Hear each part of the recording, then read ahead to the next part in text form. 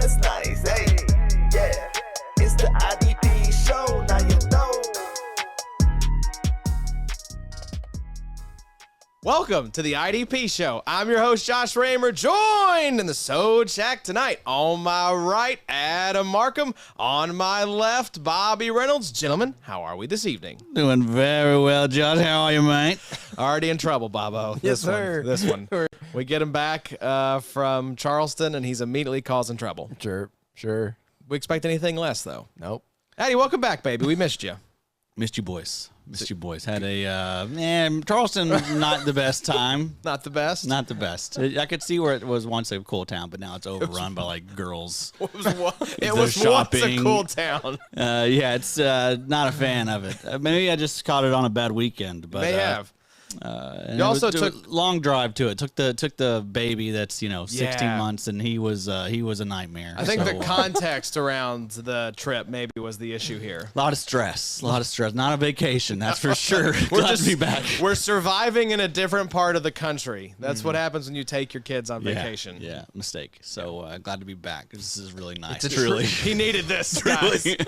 He needed this. Hello, everybody. Yeah, it's good to be back with y'all. Bobo, Yeah. thanks for holding me down last Absolutely. week 7 preview. We had some okay calls on that pod. Sure did. Yeah, the Commanders' defensive line against Tyrod Taylor and the New York Giants was feasting, and I'm sure there were some other good ones in there as well. Pretty much start anybody who's playing Sam Howell. Start anyone playing against Sam Howell and anyone starting against the Giants. Yeah, and you're going to have a good time. We shouldn't have wow, I can't talk. It's already early. We're in Chris trouble. McCaffrey's We're in still trouble running. already. We shouldn't have degraded your man, Jalen Phillips. I didn't like that. Yeah. I didn't like that. You guys seem like scared almost or something. I didn't like that at all. Yeah, that was a bad call. Sure. That was a bad call. Jalen Phillips and Bradley Chubb You weren't both here. had very It was good a games. different vibe. You guys got to feeling yourselves a little bit. Adam's not here. We didn't have the shirt. We didn't have the shirt to inspire us to go against the odds here. I should have worn it tonight. I'm glad he's healthy. I'm glad he's back. Yeah. Fingers It's crossed. He was oblique too, wasn't he? Yes, he was. Yep.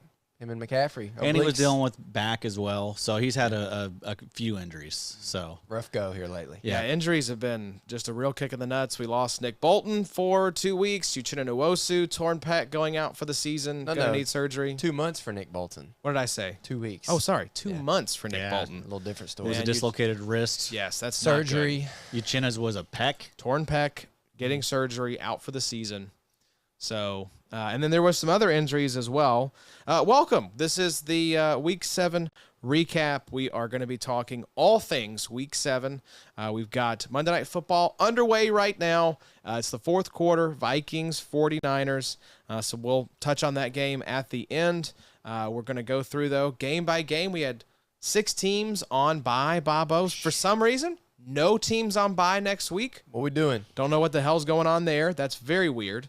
Don't like that at all. Did y'all see the screenshot of there was a game last week? They were like, all right, let's go to New York for some help on this ruling, and it was like 5 dudes huddled around a television somewhere in New York. The officiating, it was like a very poorly decorated man cave. Yeah. It's like, is this not a multi-billion-dollar organization? NFL, y'all hurting? Shouldn't this be like a spaceship? Goodness gracious. So we should also mention, Kareem Jackson. He was tossed out of that game for unnecessary roughness, suspended 4 games for his... He's appealing, but that was a brutal hit. Yeah.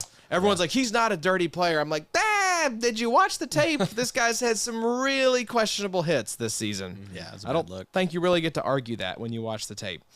We should also mention, Nick Bolton, dislocated wrist. Divine Diablo was ruled out against the Bears, so keep an eye on Double D. Let's see who else here is noteworthy. And then, Cody Barton ruled out versus the Giants. So David Mayo going to be a hot pickup this week. And Willie Gay and Drew Tranquil for the Chiefs will be hot pickups. So... And then I guess Masterson for Diablo potentially. Luke Masterson. Did you say Mayo for Barton? Mayo for Barton. Yep. That'll be fun. Keep an eye on Ernest Jones a little bit too. He didn't look healthy in that game. I don't know. I don't know that they would really sit him down, but I don't know. He wasn't. And he hasn't been healthy, right? Yeah, he wasn't he's normal been Ernest for the last 2 weeks. Banged up. He was questionable. There was real doubt if he was going to play in this game.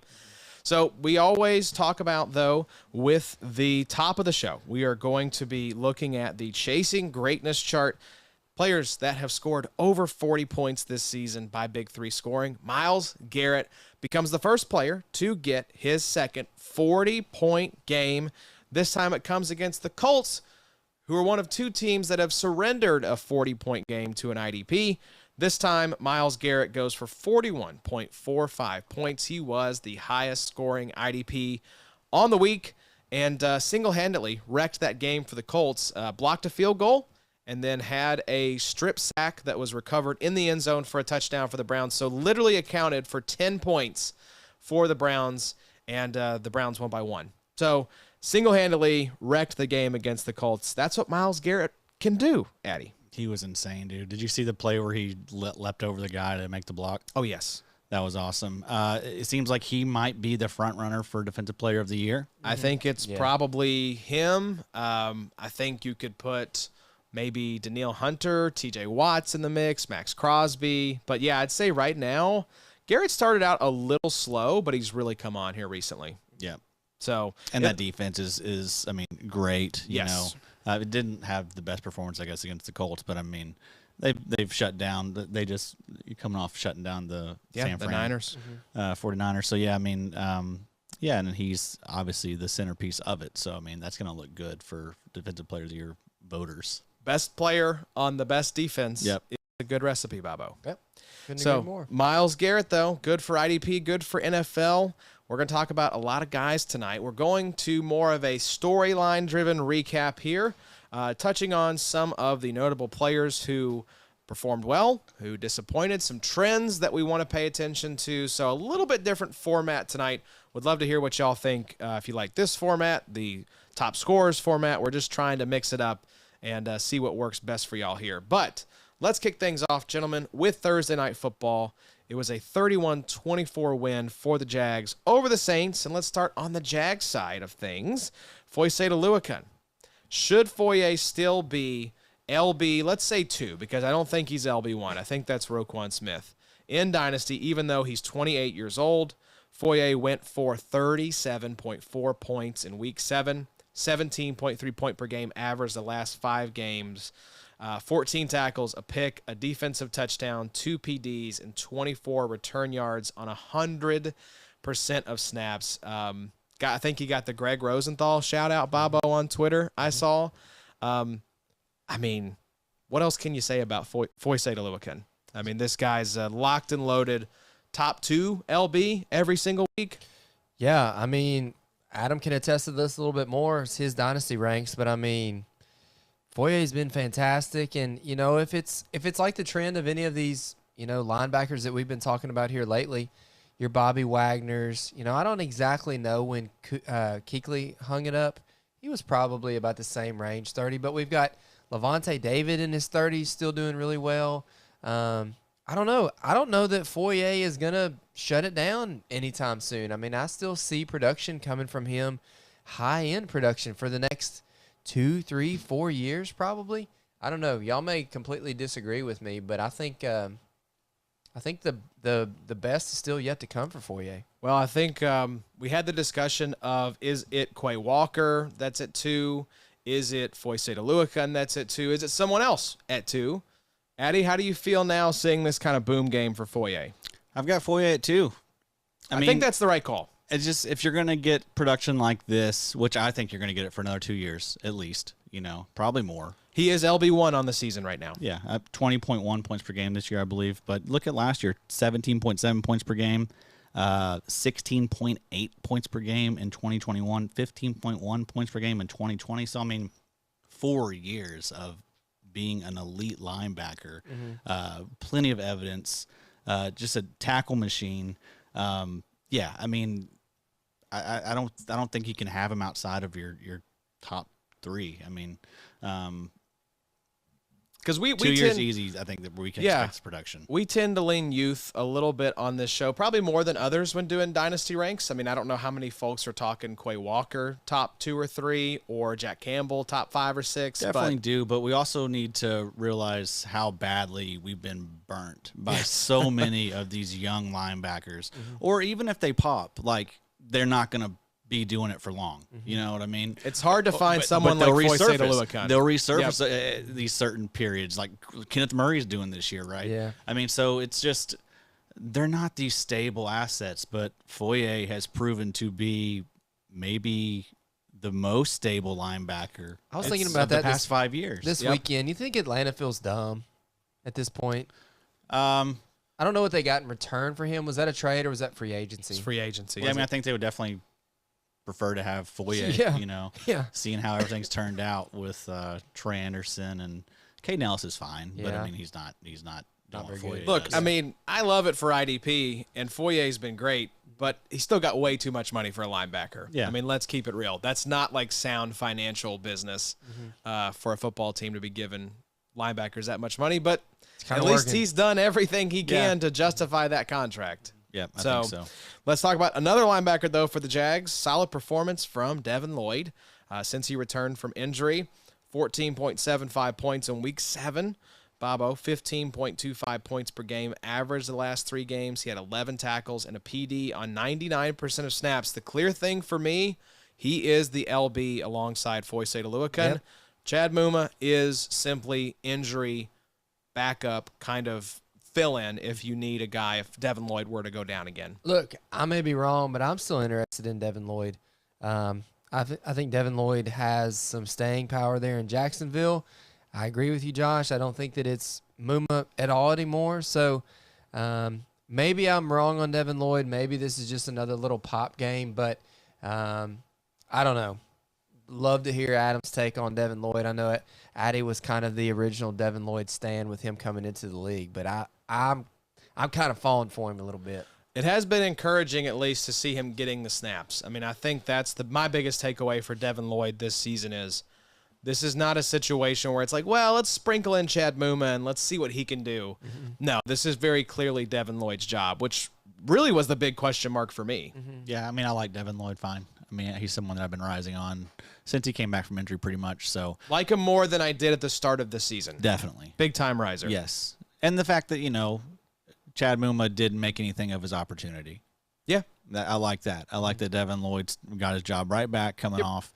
Even though you watched those Jacksonville games and there was plenty of Chad Muma hype. I mean, he did play well in some spots, but it still wasn't enough to unseat Devin Lloyd, at least not yet. But there still is a little bit of that risk, though. I mean, if he does play bad, like could they, switch back to Muma? I mean, there is that. Muma is, I don't think a huge threat. But it's not. But he's not, still but lingering. But he's a probably an above average linebacker Yeah. 3. Yeah. On most teams, real NFL life. So I don't like that there.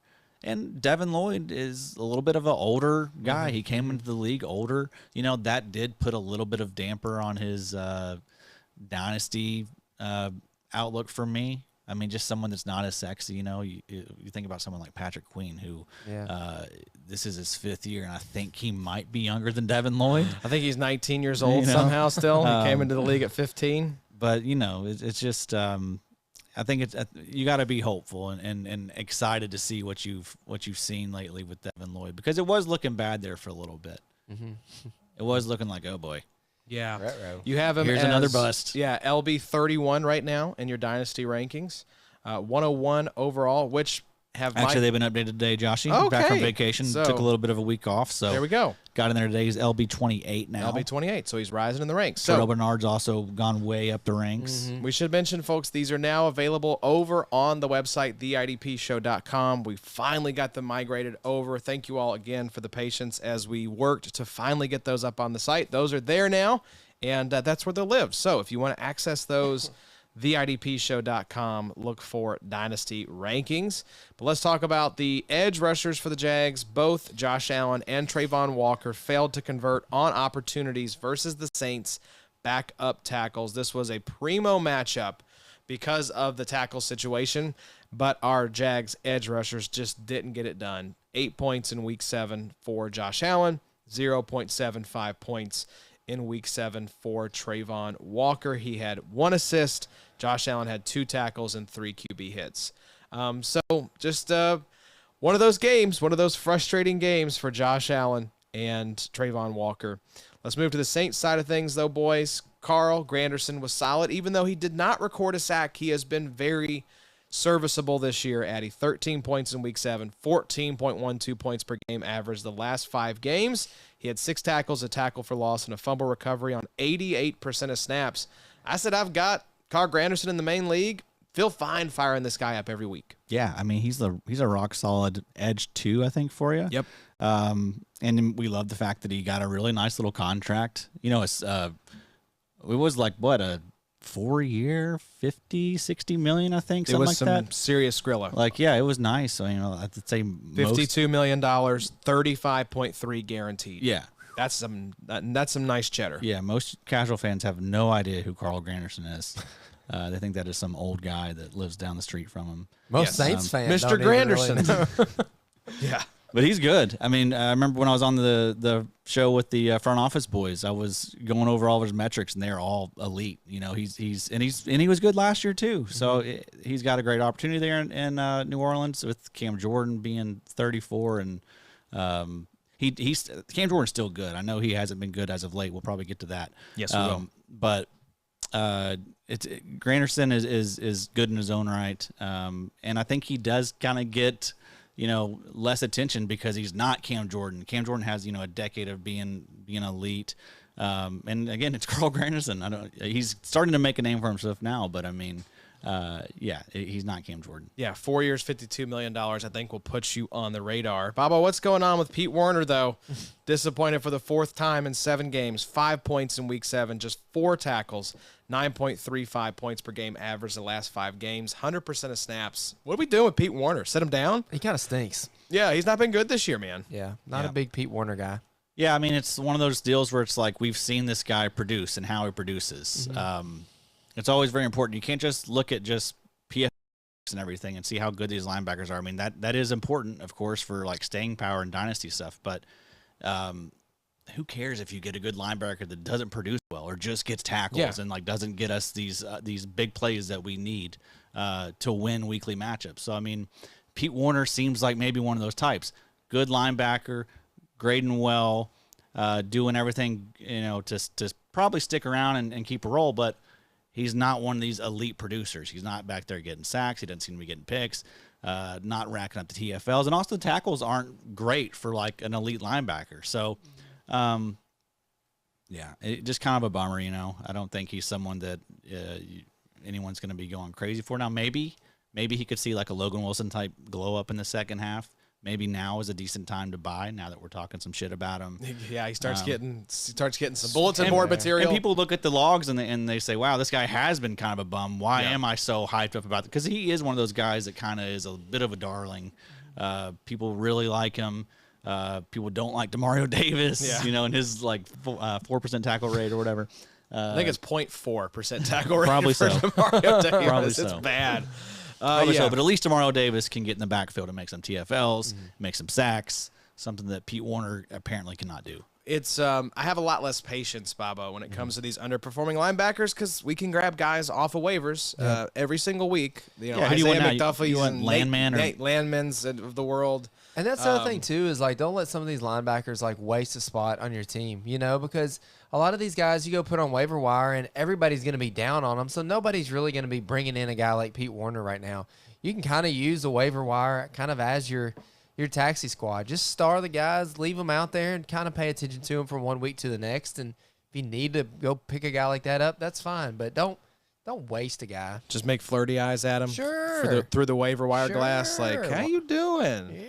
Look at you. How's the last 5 weeks been? Yeah, taking care of yourself. You picking it up at all? So, Cam Jordan, Wow, Addy, he I'll give missed you. Oh, as the Vikings missed the Come field on, goal, Carl. I'll give you the word on Cam Jordan. We preached patience with these underperforming defensive linemen who had the underlying metrics for success in the future, like Dexter Lawrence comes to mind. Bobo, Hey, good job on that one, Josh. thank you. What are we doing with Cam Jordan? The question here is an open roster spot worth more than Cam Jordan in redraft and dynasty. 5.5 points in week 7, 5.28 average the last 5 games, 95% of snaps though. What say you, Eddie? I think he's a great buy. I think he's one of the best buys in IDP right now because a lot of people are going to be pissed at how he's been performing, and you should be. I mean, 5.3 points per game the first 5, and then 5.5 this past week. That's awful. But I'm pretty sure he did this exact same thing last year. Adam, I was going Like pretty this, much exactly straight to this, and like tore it up for you down the stretch when it mattered. And so could we see a similar type thing? I think so. I mean, I think the PFF metrics and the pressures and all that stuff is I don't have it pulled up, but I imagine they're fine. It was good last year. So, I think it's going to start working out for Cam Jordan. I'm fine. I think he's one of the better buys. That's a hot take because I think he's gotten old. I just don't. He's old. He's definitely old. I think, but we just see worry. these old guys continue to produce. Like I think of, I know Von Miller's been hurt, but I mean he's producing still when he's out there. I was looking today. Calais Campbell still doing the damn thing. Calais Campbell is a freak, though. Is a freak, but so is Cam Jordan. Cam Jordan is slept on. Look at the career stats for Cam Jordan. How old is Cam Jordan now? Very good. Is he 34? Very good. You will be very surprised 34. when you look at those. I want him to do well. I like Cam Jordan a lot. It's just I think you will. I think you will. Are we going to be able to spot the point at which it's just gone?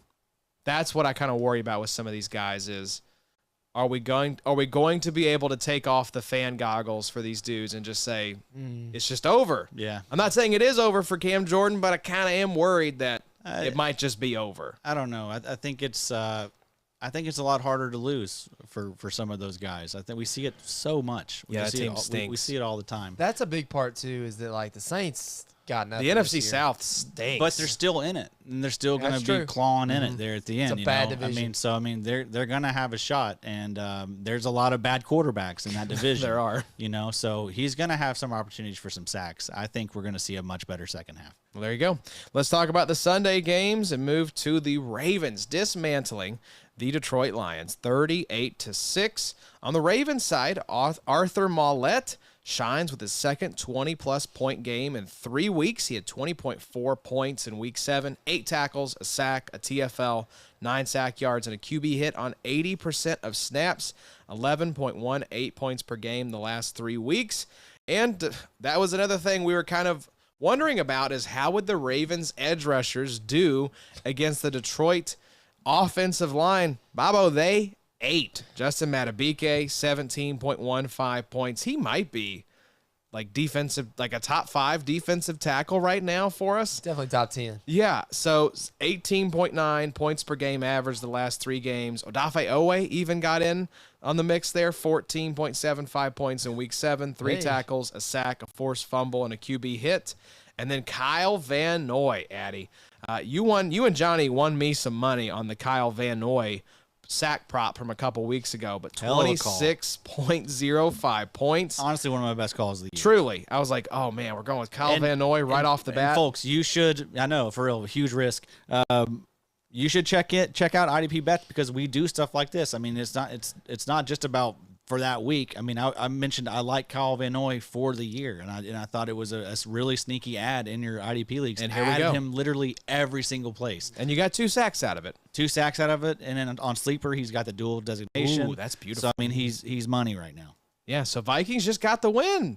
Addy, congratulations. Huge. Cameron Bynum was 2 amazing down the INTs. stretch. 2 INTs for Cam Bynum? In the last 2 possessions, I'm pretty sure. Look at Cam. Bye-bye Bynum. Purdy, not so Purdy tonight. Nope. So, yeah, the Baltimore defensive line got the job done. That's a dangerous team if they can get that defense going. Yeah. Away back. I mean, Yes. that's nice to see. I mean, he was out for, I think, the last 4 games. Yeah, he had 3 tackles, a sack, a forced fumble, and a QB hit. 53% of snaps. That's really good. I mean, they definitely need him. He's got to have a chance at a pretty large role there. I mean, but I do like that rotation there. I mean, with Van Noy, who's somebody that he's slept on. He's always been pretty solid. Yeah. Jadeveon Clowney, same thing. He's kind of had a lot of haters the last few years. He's kind of having a nice little bounce back. Owe, I think, metric-wise, he's been pretty good in the 3 games we've seen from him this year.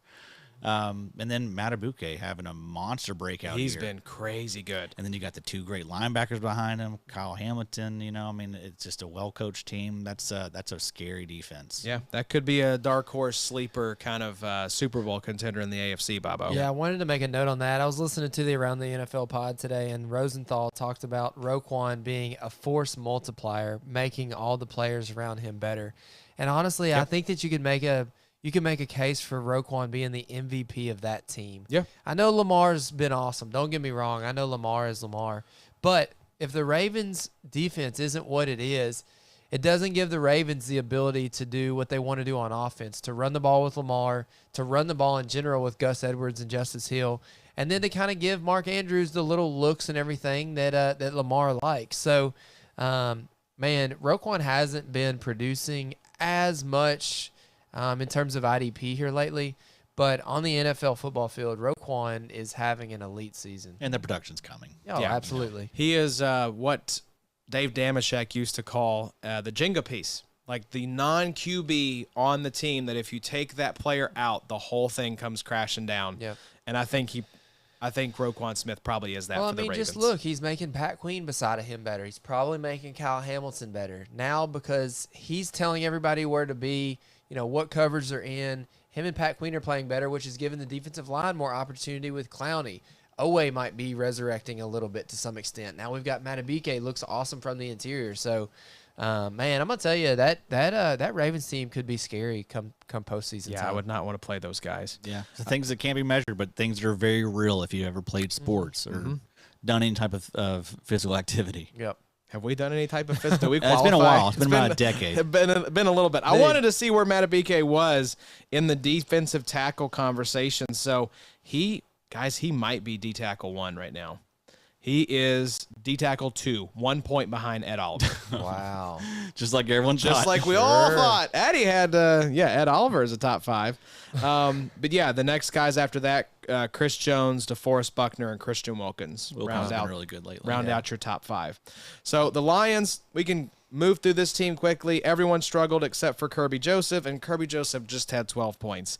The headline for me, though, Jack Campbell, 90% of snaps. Yes. That was very exciting. Didn't have a very good game fantasy-wise, but who cares? I mean, this was just fantastic seeing. I do wonder, Lamar Jackson, mobile quarterback, did they have Jack Campbell in there for the athleticism to spy on Lamar Jackson, to kind of be there to help contain him? Maybe if so. that was the plan, it did not work because the Ravens absolutely browbeat the Lions. But so that's my only word of caution is, like, I'm not going to, like, plug Jack Campbell in next week thinking, oh, boy, he's got that LB2 job. Yeah, it's not really a team you can trust yet. I mean, I still don't really trust putting Jack Campbell out there yet.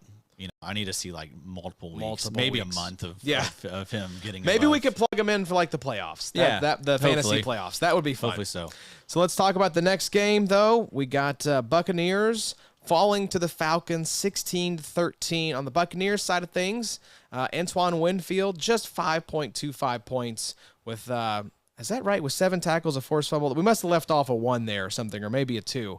Can someone get me the score for Antoine Winfield in Week 7? Because he had 7 tackles, a forced fumble, and a PD on 98% of snaps. He has been averaging 17.83 points per game the last 5 games.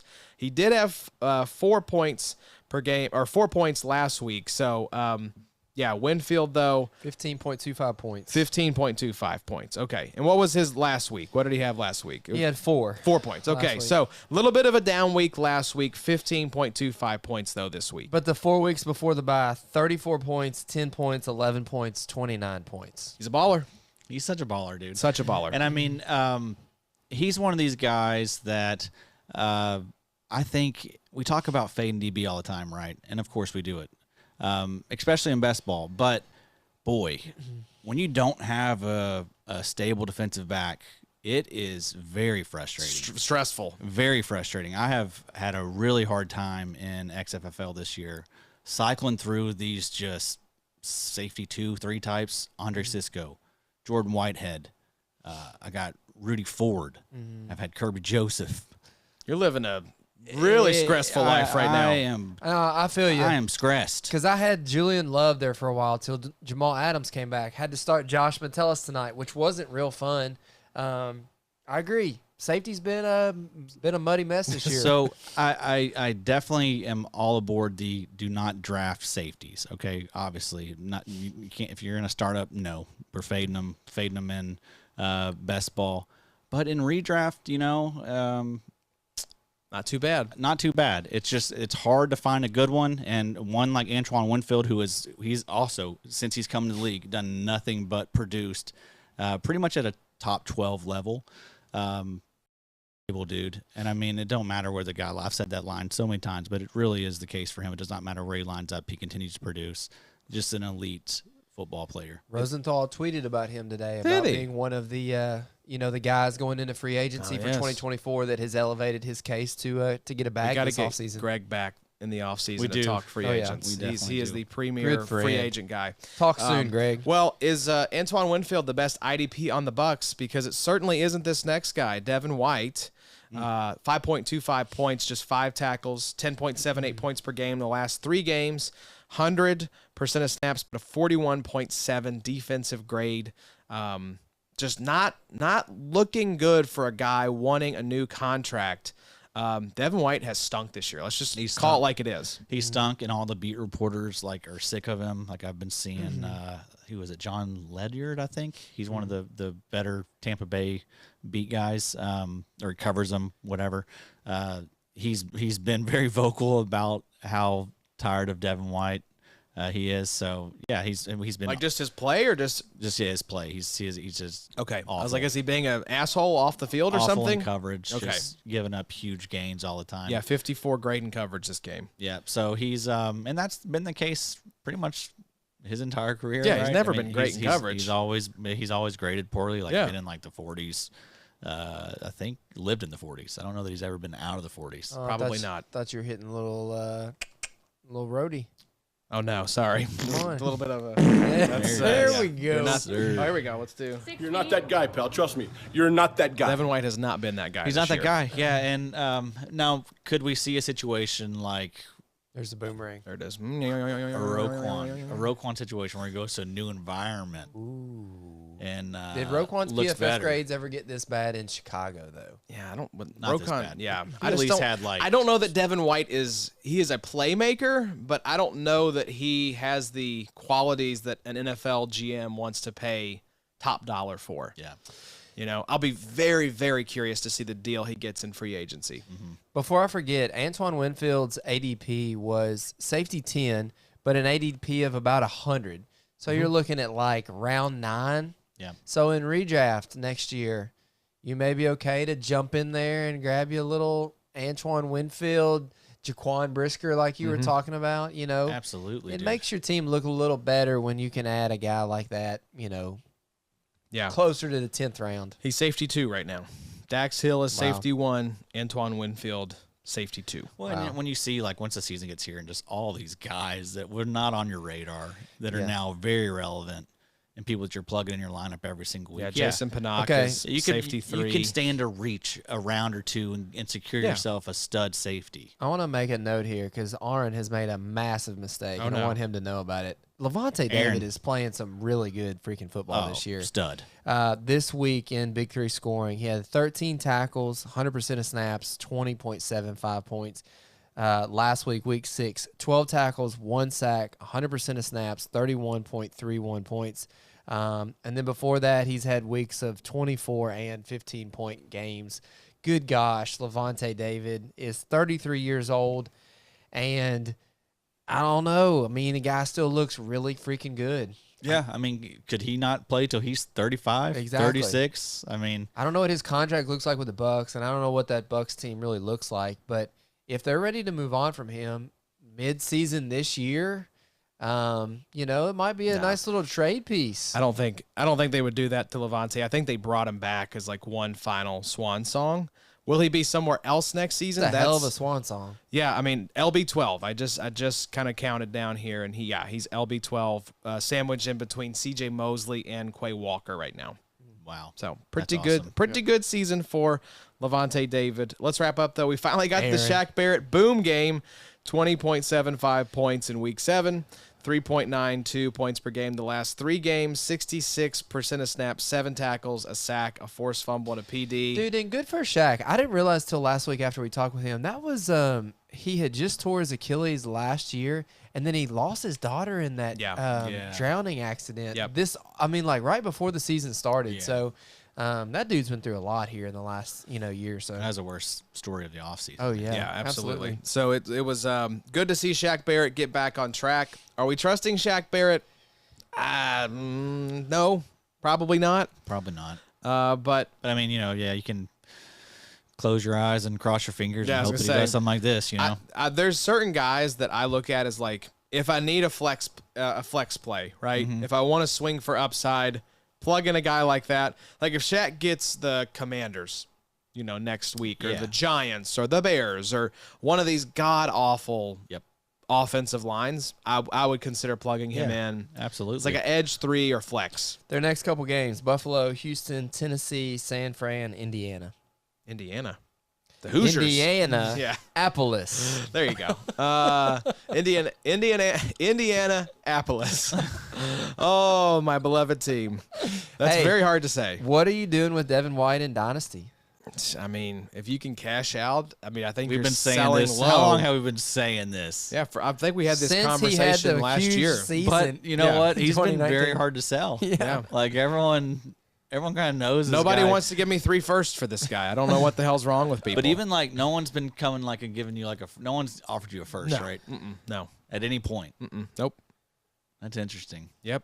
But that's we talk about that a lot. I mean, there's the market for a lot of these IDP people is not there. So that's why I always preach cash out when you can. Yep. I'm gonna wait for him to sign a relatively modest deal and then go sell him to Aaron for maybe a first round pick. Because I mean, that's the move. That's what the you gotta move in do. next Not FFL. you, Aaron. The other Aaron. Yeah. Find the fish and sell them to that guy. Let's talk about the Falcons. Nate Tackleman. We got new names for Nate Landman every single week. Repays managers' trust with a strong game. 15.5 points, 12 tackles, a forced fumble. He'd been averaging 9.75 points per game the last 3 games, 77% of snaps. I mean, Nate Landman's fine. I love these types, man. Yeah. I love these Landmans. I these don't guys. love these guys. Sanborn. I do, Landman. man. Landman, the Gibbons, these Yeah. guys that just get 10 tackles and that's it. And they clock out. They clock in, give me 10 tackles. They Addy clock wants out. the grinder, like the factory hard hat, Yep. lunch pail guys. Yep. And I'm just like, man, remember Troy Anderson? That was gonna be so fun. And Addie's like, well, what? Like I'm here with Nate Tackleman. Yes, sir. We're having a great time. Yes, sir. He I loves just can't. Moomas too. He's just waiting on Mooma to come around. I love them little bitty armbands. He just wants all the decent linebackers that just have opportunity. No, Give him the that. armbands are bringing him back to like his creative player on the Madden days. Pretty much. That's all Pretty that much. is right there. Yeah, I still do that, Bobby. It's Sure, not- sure. with the no bringing back as needed. yeah, that's not bringing back from like Bring a back week, since like last 6:30 week. this afternoon. That's why you didn't see much of Charleston. He was up in his hotel room just cranking out Madden. Creative player sessions. Getting mad about the guys that don't have their actual faces. You know, it's the generic faces. That is my so God. annoying. It- Like at this point in I always try to go sign George Fant whenever I have like a franchise Yeah. just to do a solid for our boy. And it's like, oh man, they Yeah. did homeboy dirty. it just looks so dumb. That is not even remotely. Those guys have to be so pissed. yeah. like We got our own Funko Pops. You guys can't get every Can't get my face right. It's not that hard, man.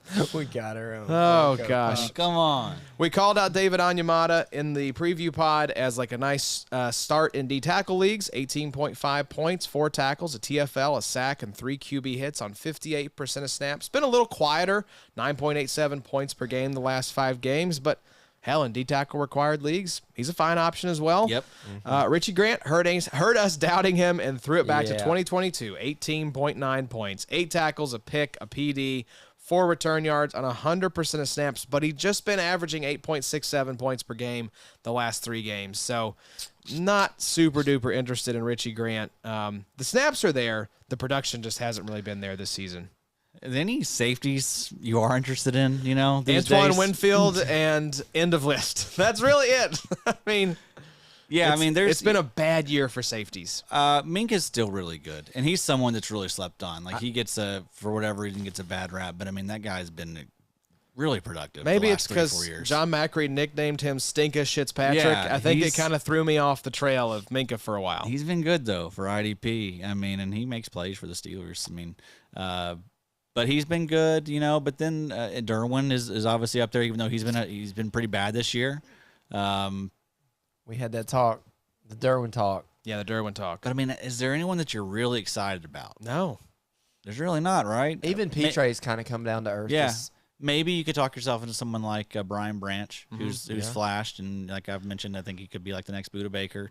Losing CD Deuce. That was sucks. a blow. I love John C. Well, Garner. we'll say we've got Buda back and we got Jamal back in about the same, basically the same week here because this was Jamal Adams. But both those guys in Dynasty are they're pretty boring at this I'm just point, saying, you at know? least we have, as so many guys have exited with injury, at least we have a couple well-known brand names coming back. Grant Delpit's been playing really good football. He's been good, yeah. I mean, it's not really anybody that you want to go get, but he's playing good this year. The safety position for IDP is like tight end. Yeah. Like yeah. there are 4 or 5 that are really good. Yeah. And then the rest of them, it's like, who cares? Yeah. Yeah, so here's the top, I'll give you the top 10 safeties right now. Dax Hill, just by big 3 scoring. Dax Hill, number 1. Winfield, number 2. Jason Pinnock, number 3. Jesse Bates, number 4. Kyle Hamilton, number 5. Flag plant still possible, baby. Let's go. Julian Blackman, number 6. Cam Curl, number 7. Justin Reed, number 8. Wow. Harrison Smith, number 9. Jabril Peppers, number 10. Javon Holland, number 11. And Cam Bynum, number 12. How about that? That is your list. But I mean, yeah, there's a list of people that don't seem very stable. No. And you know, people that haven't been stable, people that haven't been proven, been able to do it year to year, outside of people like who was it we said? Yeah, Jesse Bates, Kyle Hamilton, Jason Pinnock. God bless. Mainly them. Winfield. That's really it. Harrison Smith. Harrison Smith. Harrison He's Smith. been good. Jabril Peppers, Yeah. questionable. Smith was slow to start. So that's Javon nice. Holland. Javon Holland has been a little slow as of late. These Viking safeties just stay eating. Pretty wild, dude. That happens when Bynum's going to be way up there now. Oh, yes. Yeah, let's refresh this because this I don't think is factored in. I think it takes a while for a sleeper to do 2 interceptions? Like, that's crazy. But while I'm refreshing that, let's move to Commanders losing to the Giants and pissing off Jonathan Allen, something fierce. I don't know if y'all saw his rant. Yeah, said he was sick of this. Yeah, sick of this. All we do is lose. A lot of players kind of losing their minds in these post-game press conferences. Hopefully we see I think we will. We just saw our boy Kevin Byard get traded today, but I think we'll see a pretty active trade deadline. I hope so. Daniil Hunter has been floated quite a bit. I've heard Chase Young and Montez Sweat are both on the trade block. Minnie's got to be going in now, though. You Yeah. know what I mean? I know. Beat the Niners. That's a good win. Really good win. That's a good win. You got no JJ. The North, I mean, you could sneak in as a wild card. NFC's not good. No, you know, I mean, no. they could. Yeah, you're right. They could sneak in as a wild card. Yeah, because you have the Lions are probably going to win the NFC North, but other than that, the Bears stink, the Packers stink. I mean, y'all could make it happen. Yep. But yeah, I wanted to see here. So Need JJ to come I'm back in. I want to extend Kirk. yeah, that's right. Bring him back. I like the chains. We were just talking about that before you got here. Like, Kirk is fine, man. He's fine. He's Kirk's fine. And the fact that you have Addison, who baller. I mean, we've got enough evidence now. Certified baller. certified. And Justin Jefferson. I mean, that's a deadly combo. About as good as a combo as it gets now. I mean, Hawkinson's good too. Hawkinson's great too. Yeah. So I mean, you got to just go ahead and keep Kirk around. I kind of like the throwing to little those running dudes. back combo. I like Madison. Dude, Ty Chandler is quick. Chandler and That Cam dude's got Akers some look pretty skills. good tonight. He did. So Weird. Cam Bynum, 30.25 points. He had 9 tackles and 2 interceptions. 30, how much? 30.25. Wow. Let's go. So great game for Cam So Bynum. I mean, him and Julian Blackman probably looking like there were so many good values though. Honestly, I mean, Dax Hill went on a lot of people's radars. Javon Holland was going pretty late in drafts. yeah, Julian Blackman is safety 6 right now. But yeah, Blackman and that fellow you just mentioned feel like the two Bynum feel like the two best values. I'm interested to see what Kevin Byard does in Philadelphia. That's kind of fun. Yeah. I like I that. love that, man. Philadelphia. So good. They're the they just always find the league idiots. Yeah, you know? Howie's like, let me go back to the Titans. Well, Like, we yes. got AJ from them. Let's get Kevin Byard for like a a 5th and a 6th, and Terrell Edmonds. Howie is an absolute weasel. He's a savage. Absolute weasel. Byard's still a good player. He's gonna be awesome there, man. That's you love that. A lot of fun. Hate to see that for I guess I know Sidney Brown. Sidney Brown. Or is it Reed Blankenship that gets? I don't know. I was gonna also mention I haven't yet about Reed Blankenship, but boy, when I dug through his college production, that guy was awesome. Who Blankenship? Blankenship, really, really good. Played at Middle Tennessee State, I believe. Oh, okay. But Hate his guts then. Dude was a baller. Like I think he had like over 300 tackles as a safety. So I mean, really, really good production.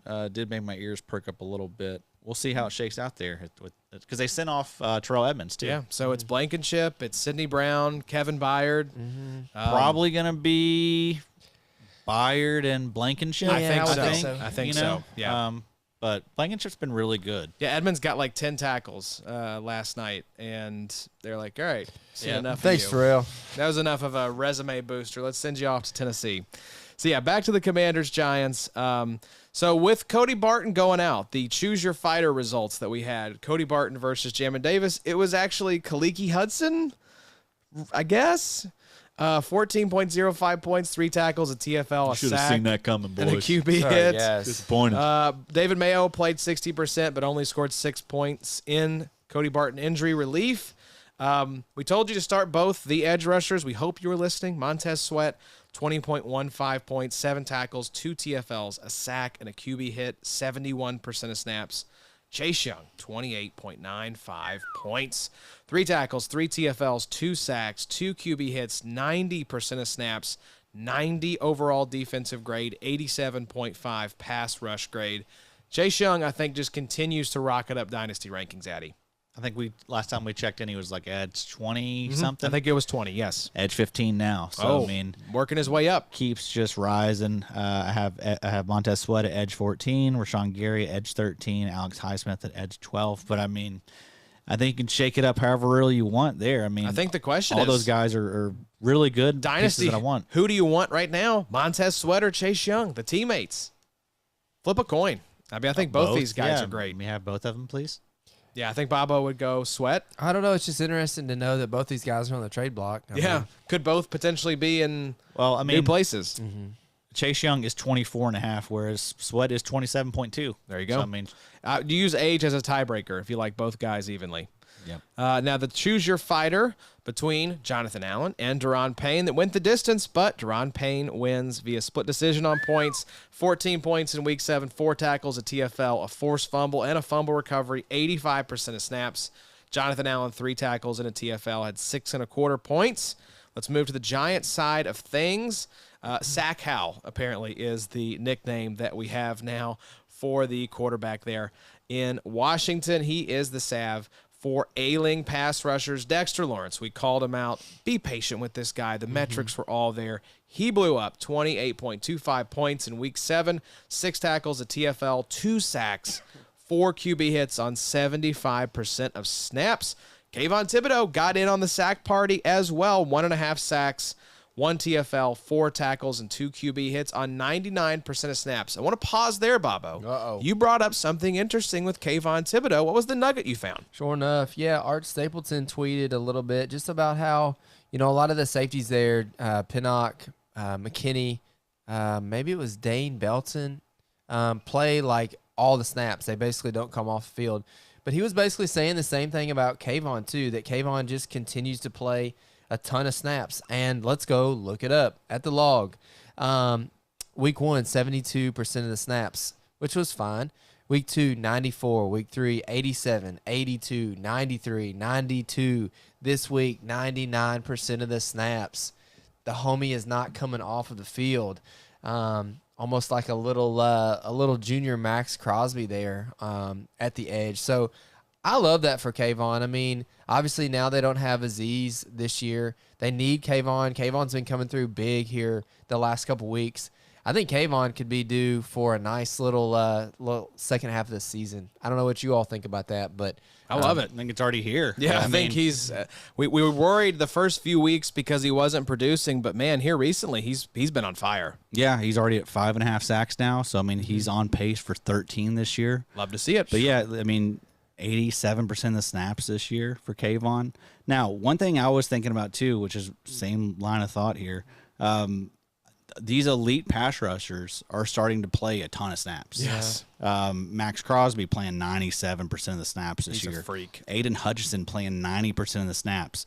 Even players like Jeffrey Simmons, 89% of the snaps. Wow. Byron Young's playing 87% of the snaps. Michael Hoek's playing 87% of the snaps. Kayvon, like I just said, 87. Jonathan Allen, 85%. Daniel Hunter, 85%. Derek Brown, 85%. Chase Young's up there as well. Chase Young's at 84%. Yep. Zach Allen's at 84%. Khalil Mack's at 83%. Aaron Usually- Donald, 83%. I mean, so Usually all it's these, like 75 to 80, but there's a lot of guys north of 80%. like linebacker numbers. Yes. So off-ball linebacker numbers. So this is a new trend. We're seeing these edge rushers be relied on more, and teams, if they're going to be willing to pay this top dollar for these guys, I think they're going to start expecting these guys to be out there for pretty much every snap. And so and also that's just the evolution of the position. Like, these guys are getting more athletic. They're training better. Like, we can expect these guys are playing longer. Like, we're going to see these guys do things like this. I think we're just going to see players continue to get better and evolve. Have you seen Daniil Hunter recently? Have you seen Myles Garrett recently? I mean, these guys look like He-Man action figures. Like, no wonder these dudes. They really do. They look like crazy. They're the most built position in the league, right? By these edge far. guys. Like, they look like the biggest freaks. They are the Aaron Donald, the Greek gods. The maybe Jalen AJ Phillips. Brown. You can maybe put AJ Brown in there too. Yes, let's throw AJ in there just for fun. But yeah, these dudes are like, when you point to like the pinnacle of athletic sort of physique and perfection in football, it's the edge rushers. I mean, maybe Rodrigo, the kicker with the goggles. You could also say he plays the same sport as these guys. But Leonard Williams, just to wrap up the Giants edge or the defensive lineman, he had a sack as well, 2 tackles and a TFL to go along with a field goal block, because why the hell not? And 2 QB hits, 20.4 points for Leonard Williams. Micah McFadden, great linebacker option there alongside Bobby Okereke, 11.15 points in Week 7. He's averaging 15.4 the last 5 games. He had 5 tackles, half a sack, and 2 QB hits on 62% of snaps. And both safeties were pretty solid in Week 7. Xavier McKinney, 11.75 points, 3 tackles, 2 PDs, and Jason Pinnock, 17.3 points, 6 tackles, a TFL, 1 sack, 8 sack yards, and a QB hit on 100% of snaps. You mentioned it. Both those safeties playing 100% of snaps. Giants, surprisingly, have a lot of relevant IDP options. We thought this coming into the year. They just got off to a really slow start, but we're starting to see it now. Someone else that wasn't mentioned here, Bobby Okereke, just been an absolute beast this year. Yeah. He is, let's see, I wanted to kind of give him his flowers. I think last week, so he is, Foye is number 1, Terrell Bernard is number 2, Quincy Williams is number 3, Zaire is number 4, Bobby O is number 5. Wow. So LB5 on the season. So, some good options for the Giants. Let's talk about Raiders getting just drubbed by, is it Tyson Bagent? Who is the Bagent character? Chest tat. Chest tat Bagents. Chest tat, Tiny Nips. Yeah, Tiny Nips dropping 30 points on the Raiders. You have to feel like a real jackass to lose to Tiny Nips Bagent. Yeah. But this is, I just have to give Aaron basically script writes these points. I have to give him credit whenever he gets a zinger in there. Time to call him Tax Crosby, because outside of death, he's the only sure thing in life. Coming through for us once again, Tax Crosby, 15.45 points in Week 7, 5 tackles, a TFL, a sack, and a QB hit on, you guessed it, 97% of snaps. 19.06 points per game average the last 5 games. Aaron's in his absolute bag right now, He's in his Josh. bag. And he knows it. He woke You up. better cut it out, Aaron. I saw a great Jordan Addison tweet of a guy in a sleeping bag, like, saw that. woke up in my bag. That was Jordan Addison and Aaron writing this script for us. Let's talk about, Addie, this next point here I feel like is just for you. It's only taken 7 weeks, but we finally have a Tyree Wilson sighting. Yeah, some positive. I mean, good to see. Look at that 82.9 overall PFF grade, 71.5 pass rush grade, 75.3 run defense grade. I mean, good stuff. This has mainly been all in the red. It's been bad since the season started. But Tyree Wilson was hobbled coming into the year. I don't think he expected to have to play, immediately like he has. He was the one most disappointed by the Chandler Jones news. Like, bro, man, I'm not ready to get out there yet. I'm hurt. I'm a rookie. But I thought it showed with Tyree Wilson. I thought he looked a little sluggish. I thought he looked like he was someone that wasn't trusting his foot. And I think you're starting to see him get a little more comfortable. And, we've talked about it a lot. I mean, you can't teach the size and length. The freaky athleticism. Yeah, and also in a great situation there with a guy we love in Max Crosby. He's learning and being mentored by Max Crosby.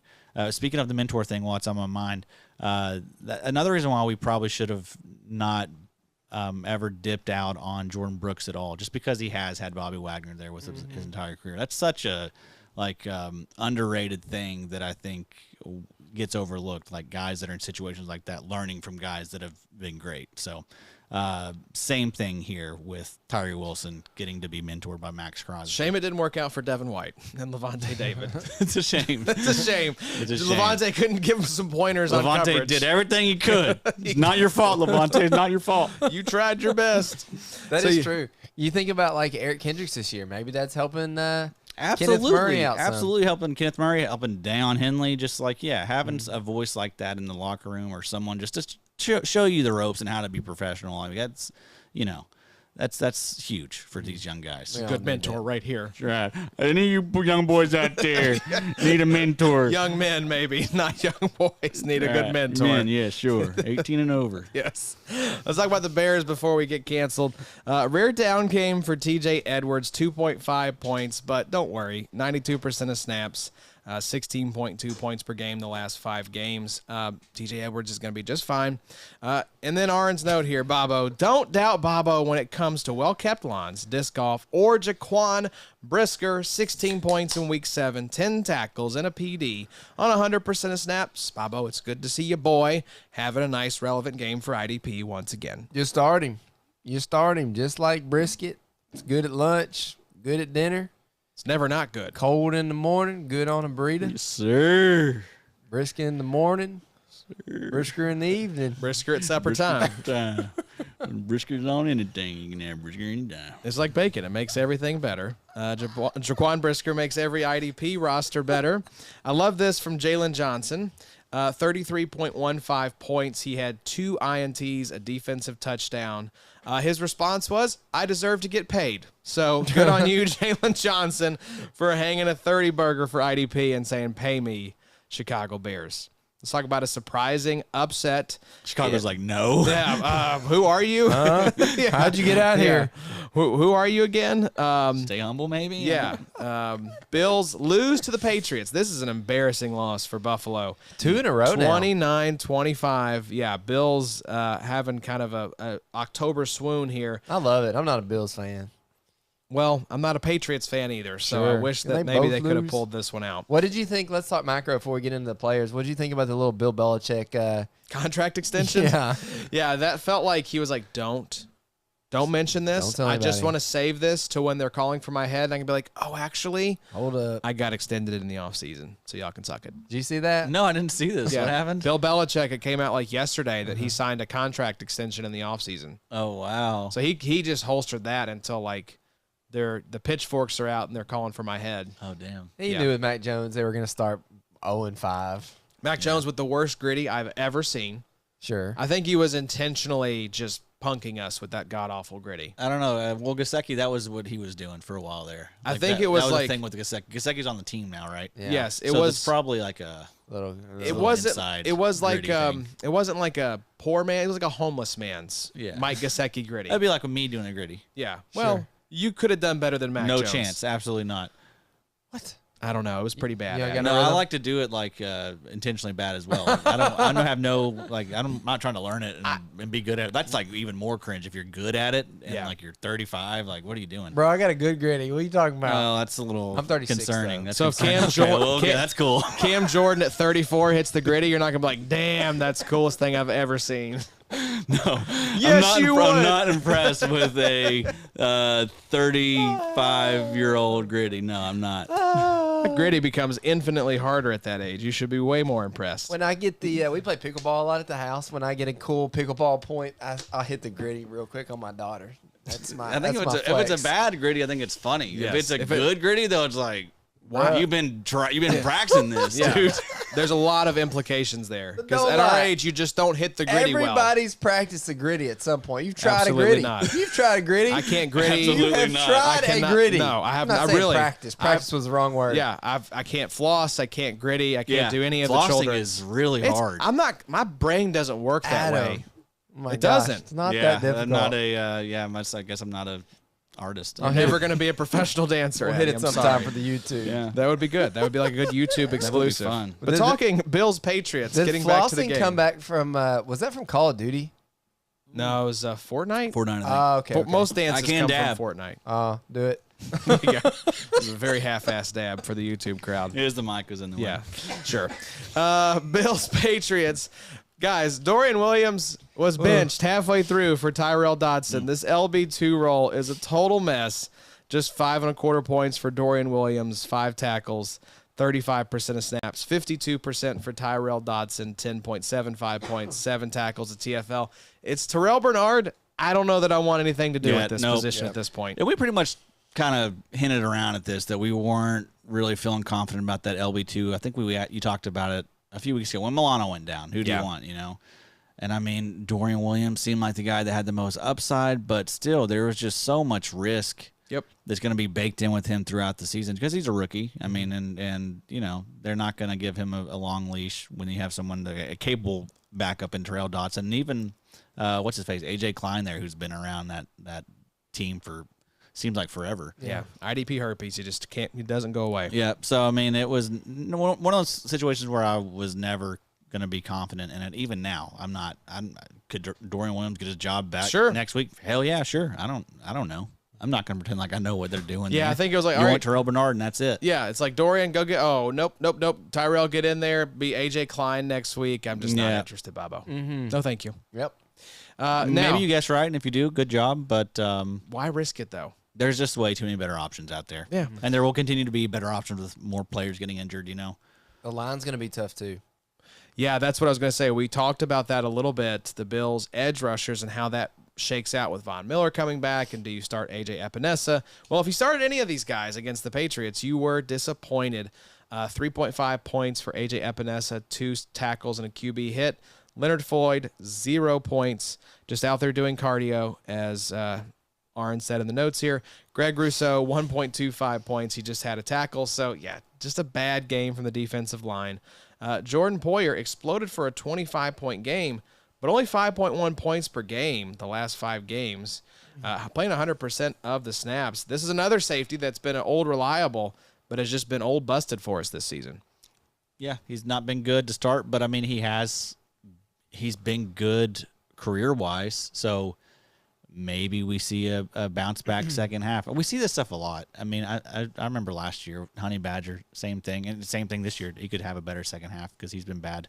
But, I mean, last year with Honey Badger, started out slow, came on strong down the stretch. You can do worse than Poyer. You can do worse. I mean, think about somebody in my situation. He's someone that I'd probably eyeing a little bit if he was out there. Be like, well, Addie's either going to be laughing all the way to the bank with Cam Jordan and Jordan Poyer going for like 40 combined points in week 17, or he's going to be totally out of the playoffs. There's no in between at this point.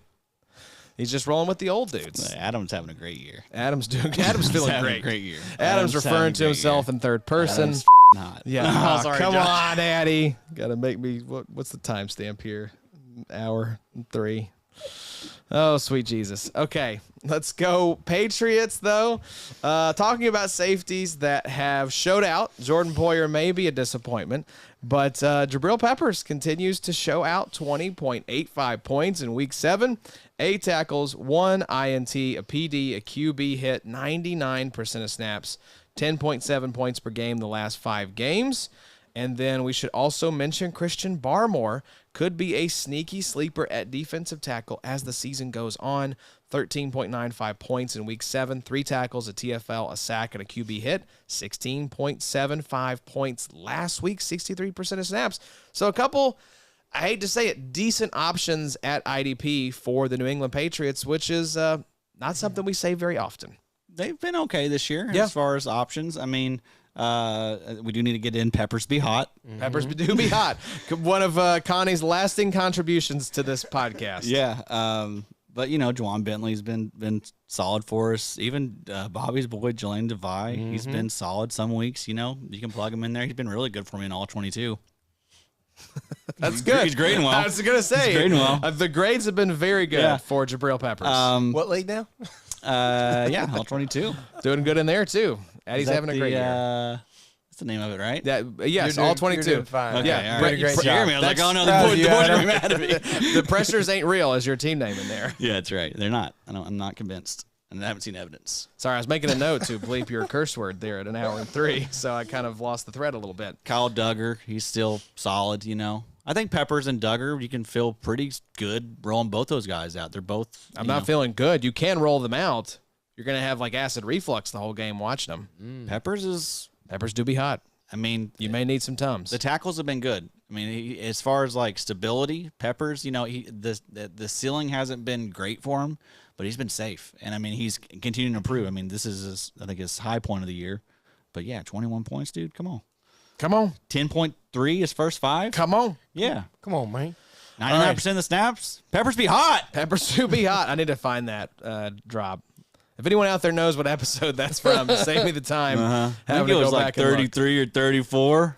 Just kidding. I don't know. It's episode 33. Way, Let's go way look and see back. what episode 34 was. What are we on now? 330 something. I Damn, think. Daniel. Yeah, it's been a long road. Hope you didn't fade us. Hope you didn't fade us. They're watching and listening. I don't think they faded us. Our haters out there are listening very well. Yeah, they faded us very hard. All the haters. Browns 39, Colts 38. This was a damn travesty of a game. The refs absolutely screwed us in this one. Myles Garrett, though, also screwed us. We'll get to him in just a little bit. But let's talk about, I think I made the joke with the Browns linebackers of, oh, watch, it'll be Tony Fields, Tony, coming back into the picture. And it only took till week 7 for this hell to be unleashed. Tony Fields, 14.5 points, 46% of snaps, 6 tackles, a fumble recovery, a defensive touchdown, no fantasy points this season up until this game. The hell not. What in the world? What's going on? 49% of snaps for JOK. We put him in the episode title, and he goes for 4.5 points on 4 tackles and 49% of snaps. Oh, that's a bummer. What in the hell is Like going the on one, here? The one wrong call you guys Yes, get. I was like, let's give JOK some love. He took the picture. I really, I have He took the picture. Don't you put that on me, I Ricky have to Bobby. look for player names that make for good puns, and the JOK is no JOKE for IDP. that was really, you can't pass that I up. couldn't. I had to take advantage, Got to get that in. and I wanted to show him some love because he has L. been good. But now here comes L, Tony Josh. Fields to take him out. Here's that. Tony. So let's not try to decipher the Browns linebacker situation because that's just hell. Myles Garrett. If you went up against Myles Garrett this week, and I hate it because I can't put Browns in the title back-to-back weeks, even though I probably should, 41.45 points against the Indianapolis Colts. He single-handedly won the Browns the game. 9 tackles, a TFL, 2 sacks, a forced fumble, a field goal block, a PD, and 2 QB hits, 77% of snaps. I mean, this is what Myles Garrett does. He is a game wrecker. And yeah, condolences if you were going up against him because you're probably lost. Addy, though, Zadarius Smith. We talked about patience. Repaid the faithful who trusted the underlying metrics. 18 points in week 7. Only 4.4 points per game in the last 5 games, but he had 4 solos, a sack, a forced fumble, and 2 QB hits on 73% of snaps. And when do you trust the underlying metrics? When you have a player like Zadarius Smith who has proved it for 10 years at this point, you know? Got a track record. He was great last year. I mean, elite last year. I mean, it happens. We literally say this all the time. We talk about the position being boom or bust all the time. Sometimes guys just get off to slow starts. Happened with Zadarius Smith. Another one that probably before this past week. Although maybe people are still doubting him. He's probably still out there on waivers and redraft. I picked him up and he won me a week this week. I threw him in the flex and XFFL. So, I think he's a perfect type for that now. But I expect him to have a really good second half. I mean, he just been unlucky. The pressure rate's been good. It was 14.4% before this week. So, I'm not worried about Zadarius Smith at all. I am a little surprised that it was such a slow start just because he's never been opposite someone as good as Myles Garrett. And as good as this defense is. As good as his defense. But top defense in the league. But let's also remember this is a human being. He's in a new situation. He's still trying to fill everything out. Let's let him get acclimated. He's acclimated now. He's mentoring probably. Now he eats. Now he can eat. Now he gets to pull up to the buffet, Bobo. Just had to find his bowl and a spoon. That's right. Sir, didn't know where it was. He knew. He's the new guy in town. Which way's the cafeteria? Sure. Yeah, Myles is... He's a scared little boy. Man, I missed this. Missed this energy. Let's talk Indianapolis Colts. I also missed the Kenny Moore experience last season, but the Revival Tour rolls on in 2023. 32.8 points in Week 7, and you could see it watching that game. He was a difference maker. 16.25 points per game. The last 3 games, 10 tackles, 3 TFLs, 1.5 sacks, 2 QB hits, 100% of snaps. His pass rush grade was his best grade. Kenny Moore is all the way back. Baller. Yep. Baller. He had one down year, and people started throwing dirt on him, acting like he was made by the scheme. Eberflus made this guy dumb. Well, and he even said, like, me and Gus Bradley did not work well together. So I think he needed to come to grips with, like, I probably did not play as well as I could have in this new scheme. He's made some adjustments, it seems like, and is having a big-time bounce-back year. Love it. Love it. Kenny Moore's a guy that maybe we can rely on.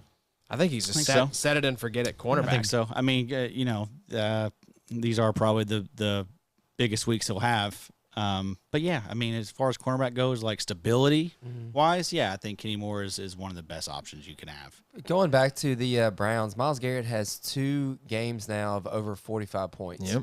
I don't remember that for a while. That's T.J. Watt style. Yeah, T.J. Watt type. Okay.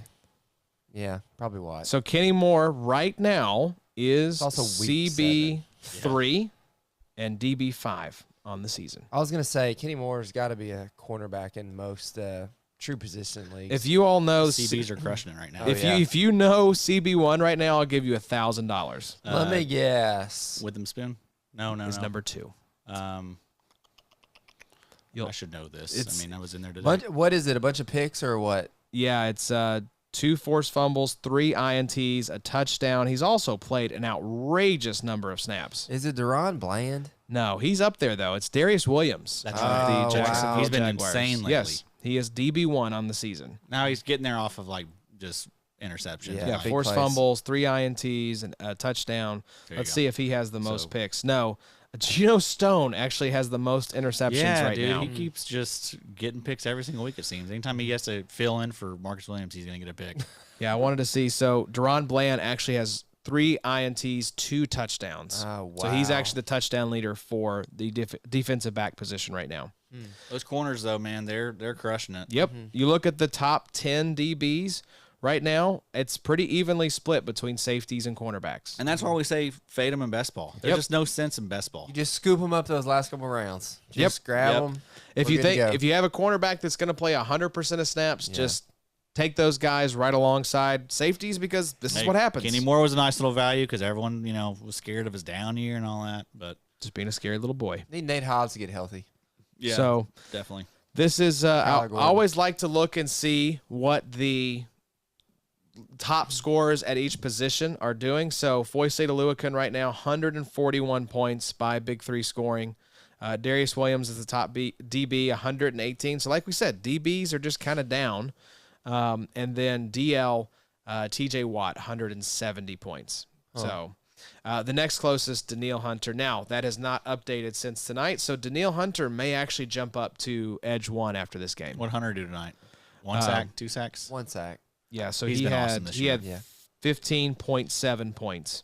So he really had like a strip sack, but they so said no, he will Purdy not catch was TJ down. Watt, but he'll be very comfortably edge 2. Yeah. With Myles Garrett, edge 3, Max Crosby, edge 4, Josh Allen, edge 5. So that's a nice little – that makes sense. That I can wrap my mind around. Yeah. This top 5 edges right here. And some of that's these where other you- positions, not so much. And that's where you draft them. Yeah. That's where we're getting these guys. Yep. You're getting them at the top because that's where they're expected to finish. It's pretty rare to have a no-name, defensive end come into the top 5. I mean, it happens from time to time. Mm-hmm. It's not out of the realm of possibility for a no-name defensive back to be top 5. Like, that's what we expect. And that's exactly why the whole setup, as far as everything that we've laid out for you basically for the last several years about how to draft. You go for your defensive linemen, you go for your linebackers, and then you fill everything else in with your defensive backs. Now, like what we've already said tonight also, and you even talked about in the offseason, Josh, is it okay in redraft to maybe jump in round 8 and get a Jaquan Brisker? Yes, absolutely. We're finding out this year that that's probably a better method to go by for 2024. But I don't know, man. It's just so frustrating to still see people like dropping dumb people this time of year because their production hasn't been good. People whining about defensive backs because, so-and-so, whoever they drafted over their defensive lineman isn't performing. Well, you set yourself up for that, and I don't know. It's getting to be a frustrating part of the year as far as, people's patience is getting a little bit wavering. This is when the casuals start to check out if their teams aren't doing well. Looking to blame other people. Yeah, don't do that, folks. Stick around. You can still turn it around. Yeah, and that's the best. Like when you turn it around like that, it's like that's what it's all about. Yeah, you're down in the hole. This is the time of year you start paying attention to the Drew Tranquils because Drew Tranquil is going to be really relevant the next 2 months of the year. Sucks that you're going to lose Nick Bolton, but somebody else is going to fill in. It's okay. They're still going to roll 11 guys out there. Pay attention to linebacker depth charts. Look at the injury reports. Look at Johnny the Greek's cornerback corner. Those are the 2 easiest edges I think you can gain in IDP this time of year if you're wanting to climb out of that hole. Look to the logs, too. Look to the logs and look at what these guys are doing, how they're producing. Yep. There's some people that just want to look just at analytics and data, which we love that stuff, but we also love the production side of things. Yes. They're both so important. At the end of the day, you win with points. You win with points, man. Thank you, Josh. I know a lot of data people that suck ass at fantasy football. It's just the truth. They're good at numbers, but they're none of the people that we rock with. No. All of Understand our that. people, Understand that. they're in these streets with us Don't think drafting. don't try and figure out who I'm like. It ain't none of the IDP shows. But there's some people that just look at the data, don't look at the points, and they don't scare me in fantasy leagues. Games aren't won and lost on a spreadsheet. That's all I'm going to say. Spreadsheet boy over here. That's right. Make sure you subscribe for the data. Make sure you subscribe for the spreadsheets. But you're in the streets drafting. You're doing the work. We care about it all. We don't pick and choose. It all matters to us. It's all part of a canvas, a tapestry. How y'all doing in the BBs? Pretty good? Yeah, solid. Up there in the running. Devondre's coming back. Thank God. Thank goodness. Yeah, we need Saving. Dorian. We need Dorian to get that job back. We need Deion Henley to work his way in there. We'll start in. Probably not happening. Yep. Yeah, but I'm in striking distance, so that's, just stay close to the end. And then you got him late as hell. Yeah. Kenneth Murray's relevancy in 2023 is the most not what I what? expected. Yeah, that's been a real death blow. Yeah, it's one of those things that, it makes you remember to just Be humble. But also don't just throw these guys away. Some these guys just are often just waiting for their opportunity. Kenneth Murray's had a lot of opportunity. He has, and he's not that he's playing really well. Yeah. Is he up for a contract? But Did we underestimate the contract narrative for Kenneth Maybe Murray? so. Yes. Maybe so. Man, we messed up. Maybe so. They all are. Never Simmons, doubt. And he's young. It takes some of these guys time. Think about some of the guys that we like now that didn't start off their careers hot, like Devondre Campbell, Denzel Perriman, Foye. Right. They didn't start off, just being immediately productive. And, it takes time. Some of these guys are late bloomers. They're not going to. Got to let them roots grow. They got to latch onto a second team. They got drafted by the wrong team. They were put in the wrong spot. And, They're also 20 years old. Kenneth Murray is they're young. set to be a free agent. We missed it. I'm 35. I'm still an idiot. It's true. Yeah, we can attest. It's true.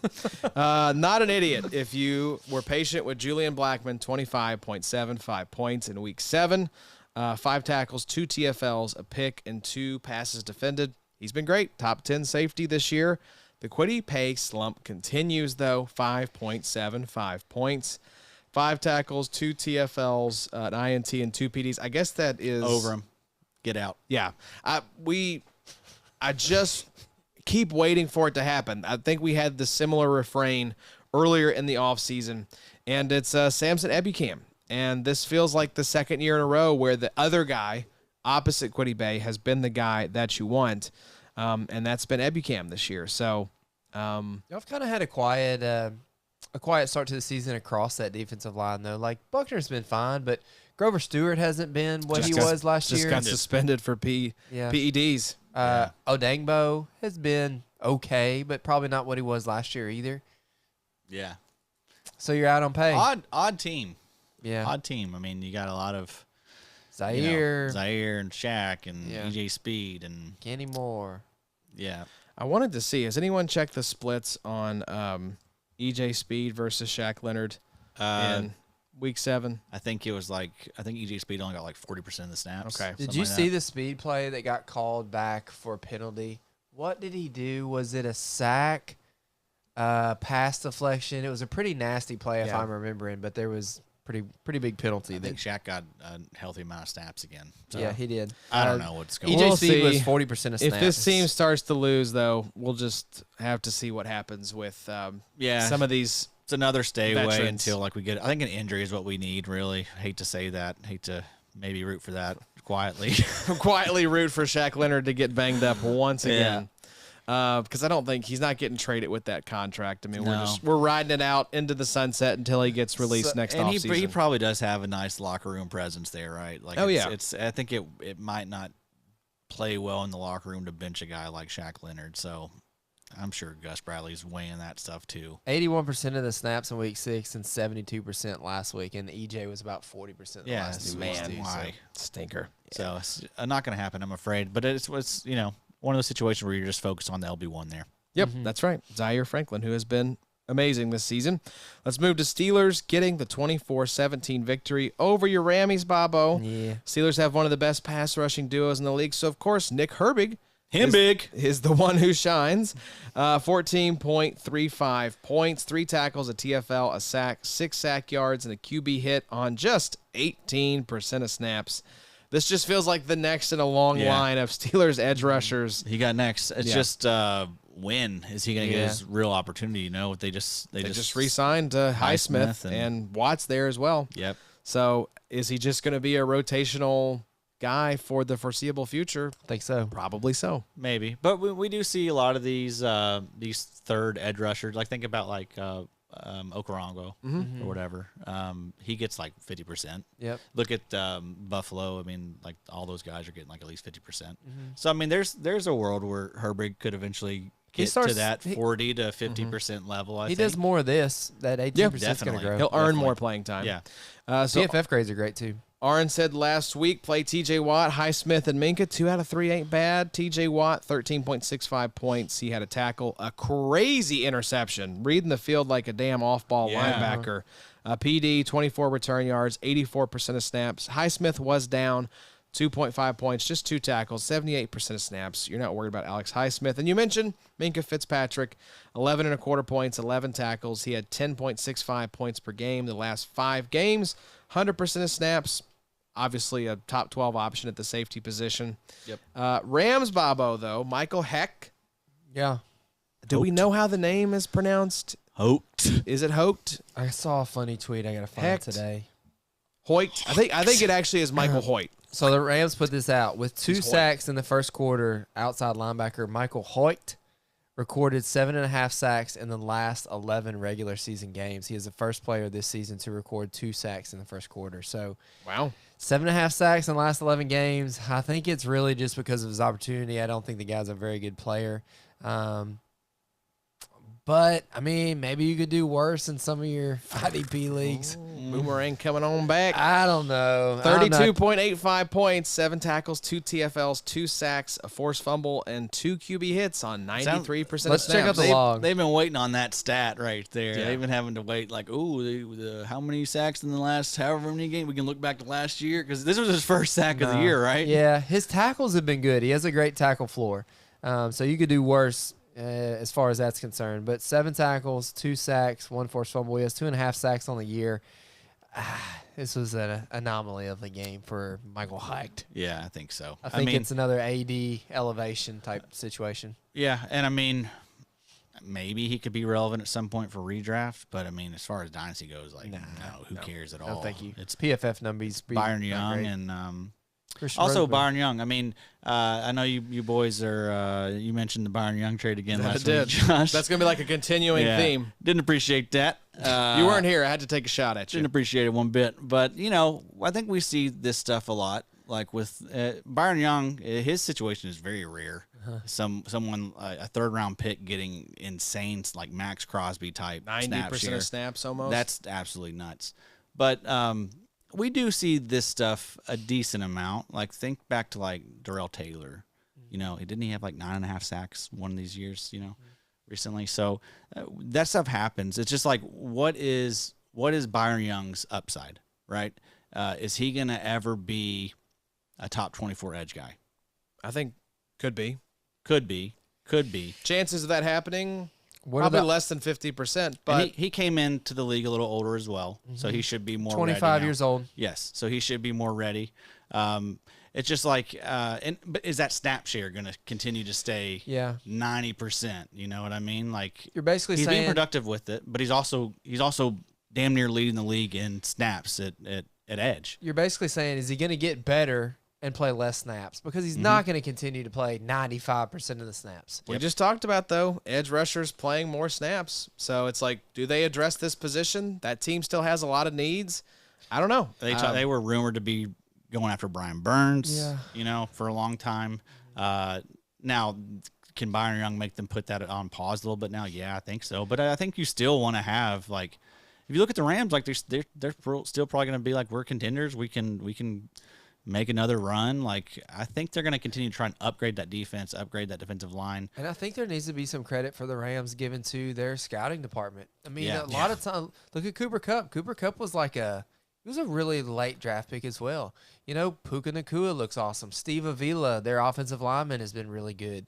They're well run there, man. Byron Young, it's a well-oiled machine there. Not to hate on Byron Young. No, I'm get it. I'm just saying, like, if someone is really excited about him, like, and I think someone could probably talk themselves into it, because when you look at Byron Young and you look at the metrics and everything, you look at the RAS score, it's all going to look really good. And you look at the production now, but it's like, does it get better?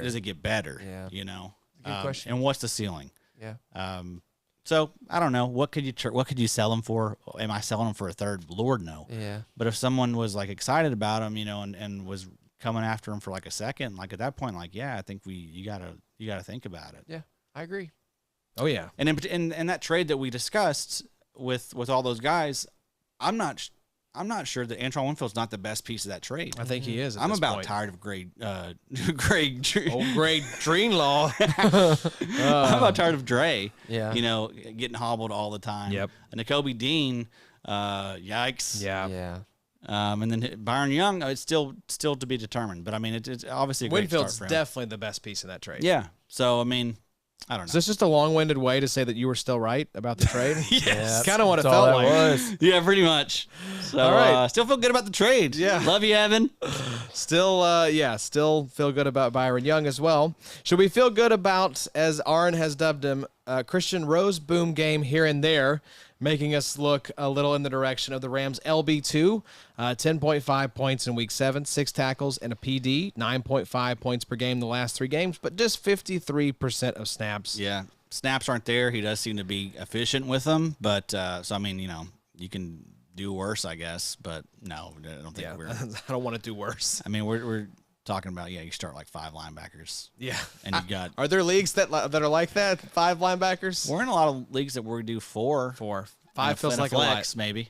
I don't know though. Christian Roseboom could be a little handcuff if Ernest is not healthy. That is true. That's good. That's a good call there. Keep that in mind, because Ernest has not been playing a full little slate of snaps here lately. And he's got long hair. Sure.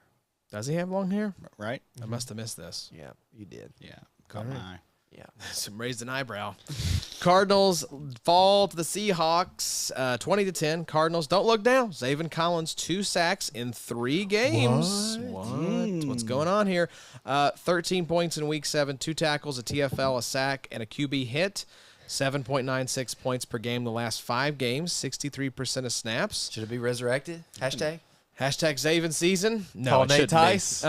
But welcome back, Buda Baker. 10.5 points in week 7. And RIP, Kayvon Wallace? Yeah, back to, was he a healthy scratch? It was 0% of snaps for I think he Kayvon probably Wallace. played special teams, but yeah. Hey, we called that. Didn't we did. say it? Nice job, us. What? Way to go, Josh. Yeah, once Buda Baker was back, do we have a... Oh, wow. Way to go out on a limb there, boys. Yeah. Way back. Well, you just, you know. Hey, you weren't here. All right? We had to do a lot that week. It was a dark You were place. frolicking around Good Charleston. call there, guys. You were playing Madden in your Charleston hotel room. One play and I was editing, Josh. Yeah, that's true. Sorry. Yes, Cardinals, that team's a mess. They're going to be drafting probably top 2 or 3. But good to have Buda Baker back in our lives. Seahawks pass rushers went off. We mentioned Uchenna Nwosu, done for the year, torn pec. But Darrell Taylor, you mentioned him just a second ago, has been majorly stinky the last 5 games, just 1.9 points per game. This is Byron Young's future right here, guys. That's right, but erupted for 22.45 points. He just wants to win the trade, guys. That's all it is. 59% of snaps. Boye Mafe, 17.95 points. 3 tackles, 1 TFL, a sack, a PD, and a QB hit. 79% of snaps. You made a noise. Why'd you make a noise? Mafe been good. He's been very good. Sacking the last 4 games. Yeah, he leads the team in sacks now. We know about Mr. Uchenna. Did we mention that already at the top? Sure did. Uchenna's done for the year now. So, I mean, yeah, Boye Mafe, but also Derek Hall. Let's go. Derek Hall season? I think it's going to be Derek Hall season. Yeah, I think we're going to see. I mean, he's going to definitely get more snaps now. What will he do with them? Remains to be seen. We shall see. Yeah. Call Byron Young. He knows what to do with the snap. Byron Young apparently needs a mentor. Maybe Darrell Taylor could be that Just what you need to get ready for, Byron. guy. Jaron Reed was also We're going to tell the world now. It's all going to come crashing down. That's right. Oh, man, that trade's going to haunt us the rest of the season on this show. 12.9 points for Jaron Reed in Week 7, 14.41 points per game the last 5 games. So Jaron Reed's been pretty good. Sure. Yes, he has. 2 tackles, a TFL, a sack, and a QB hit, 71% of snaps. But let's talk about the safeties. We mentioned Buda Baker is back. What is going on with Jamal Adams and Julian Love both getting a nice little snap share and both scoring 11 points? And are we to make of this that the Seahawks want to run 3 safeties? I mean, is this a Minnesota Vikings situation where we have multiple relevant guys? We got more teams doing that now, it seems. It's true. Dallas was doing that first. Yeah, Minnesota, and then, it looks like Seattle's kind of getting in on it as well. So I hope so. I mean, I've been a fan of Julian Love. I think he's one of my little mini flag plants. I don't want to see Julian Love lost with Jamal Adams coming back. That would be sad. Did I say Love lost? That I did. That was unintentional, folks. That is just 11:20 at night on page 28 of 32 of Recap Doc. I wanted to see here. I was trying to pull up John's tweet about Julian Love played 91%. Jamal Adams played 100% of snaps. Is that what you're looking for? Yeah, Quandre Diggs and Jamal Adams both 100%, but Julian Love 91%. I hope it stays. What did I say? I said don't drop Love yet. That's Give right. it some time. We said it just We for know how injury Jamal purposes. is, I mean, I for really sure. thought Jamal was going to be the guy based on what we had seen, but Julian Love's a good player. I think so too. I got someone asked me that on Twitter, like, how do I think it shakes out before Jamal Adams came back? And I thought that Jamal Adams would be the guy they sprinkle in, right, just because of the injury history and like available a lot. So I thought they would try and preserve him for as long as they can. But yeah, I mean, it seems like Preserve him. like in a jar, like jams and jams. We know how brittle he is. salt. Throw him in the cooler with the salt on top of him. Let's give a little bit of love here. You mentioned him earlier in the show, Addie. Jordan Brooks appreciation post. Yeah. Remember, this guy had ACL surgery January 19th. He goes for 25.25 points in week 7, 9 tackles, 2 TFLs, half a sack, a PD, and a QB hit on 70% of snaps. do we just keep firing Jordan Brooks up regardless of the fact he's not a full-time Yeah, linebacker? if he gets 70%, who cares? Yeah. That's good. That's crazy. 14.58 points per game the last That's 5 crazy. games. If I have an ACL torn here in the next little bit, I'm calling Jordan Brooks. Hey, Jordan. What did you do, Who'd Jordan? you use up there in Seattle? Yeah. January 19th. Give me your doctor's name. Sure. Let's move to How'd Can you I get my get in? number? Can I get in? No. Yes, you were not a professional athlete. I'd be on the shelf for about 3 years if I had a torn ACL. Jordan, can you get me in? Who are My you? leg is really bad right now. They're gonna have to cut it off. They've got a belt around it. I am like- losing consciousness, Yeah. Jordan. Please, hang up and lose my number, you weirdo. Yeah. So Packers. Remember that time you tried to get the Titans guy's number so you could text him the the picture of the Chiefs block field goal? Oh yeah, I was like, do you want me to text it to you in case like it's not coming through on the Wi-Fi? Just left you on He red. was like, no, just do it here. If it doesn't come through, We'll just do without it. Life will roll forward, and it wasn't the quality wasn't what it could have been, bro. I'll Yeah. say it that. got compressed having to send it that way. I think you could have gotten more likes. Yeah. Joshua Kalu. It was, wasn't it? Joshua Kalu. That's Yeah. right. On the field goal block. Yeah. He's still in the league. Not after that. Not Barely. after he acted like that. He's Barely, yeah. It's a We know people. not treat Bad people look. like that. bad look. All right, Packers Broncos. Packers fall to the Broncos. What the hell, Green Bay? Come on. 19-17. Packers. Isaiah McDuffie. Just another one of these hold your nose and start 'em. 11 points in week 7. 10.58 points per game the last 3 games. 10 tackles, 66% of snaps. Sounds like Devondre Campbell is on the way back, though. Quay Walker was back and kicking this week, so I don't know how much longer Isaiah McDuffie has to live. But Keyshawn Nixon, these new kickoff rules have added a lot more volatility for the sleeper cornerback there who was returning kicks. Just 3.7 points in week 7, 11.82 points per game. Remember, big 3 scoring is kick and punt return points, so that's why you're seeing the average inflated there. He averaged 16.38 points per game the last 8 games of 2023. Just 2 tackles and 17 punt return yards on 73% of snaps. Great So- snap share, though. That is. It's mean, solid for yeah. Keyshawn Nixon. Not what I expected. I thought most of, if not all of his points were going to come from kick and punt return. Yeah, no, he's pretty much held down that slot corner spot this year for Green Bay. So, yeah, cheat code potential is cheat code potential. I kind of said that word. That's a hard thing to say. It's there cheat for him. code potential. I thought he said Cheeto. Cheeto potential. I might have. Yeah, you might be hungry. I am kind of hungry. Yeah. Let's go get some Cheetos after this. Why not? It's midnight when we're in our mid-30s, so let's just cram some processed cheese into our mouths before bed. So Baron Browning was back this week for the Broncos. I did not know that Mr. Browning was making his debut, but he had an assist and a PD on 45% of snaps, 4.75 points. Just muddied the water a little bit, though. Nick Benito, 2.5 points, 2 tackles on 62% of snaps. And Jonathan Cooper, 8 points, 6 tackles, and a QB hit on 69% of snaps. So that's just sort of like a Bills situation with Von Miller working his way back in.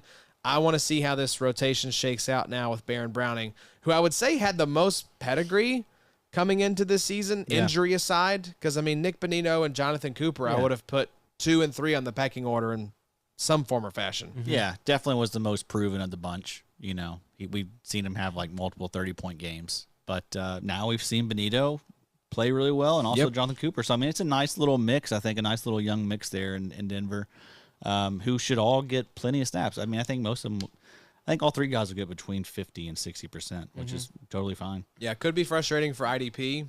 Just a situation to monitor. Kind of, like I said, kind of reminds me of the Bills. These are all like Dynasty Watch guys, you know? Probably not relying on them in redraft. Hopefully not, Now, I mean, because that will be frustrating. Yeah, can you plug in these guys on like bye weeks? Yes, definitely. But I mean, yeah, week Or to in a week, flex spot. Yeah, week to week, you're probably not going to be relying on these guys. But we are very interested in kind of how these guys perform this year from a dynasty perspective. Yep. So with Kareem Jackson suspended 4 games for the dirty hits this season, keep an eye on PJ Locke if you need some DB reinforcements. 14.15 points in week 7, his first game this season.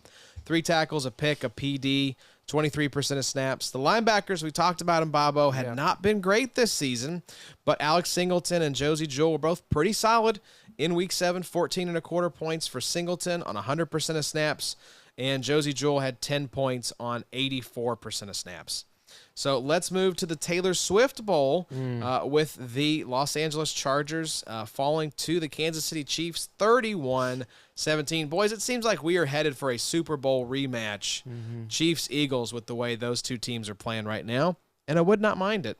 And I don't think the NFL would either if Travis and Taylor are still together at that point. Can you imagine? They will be.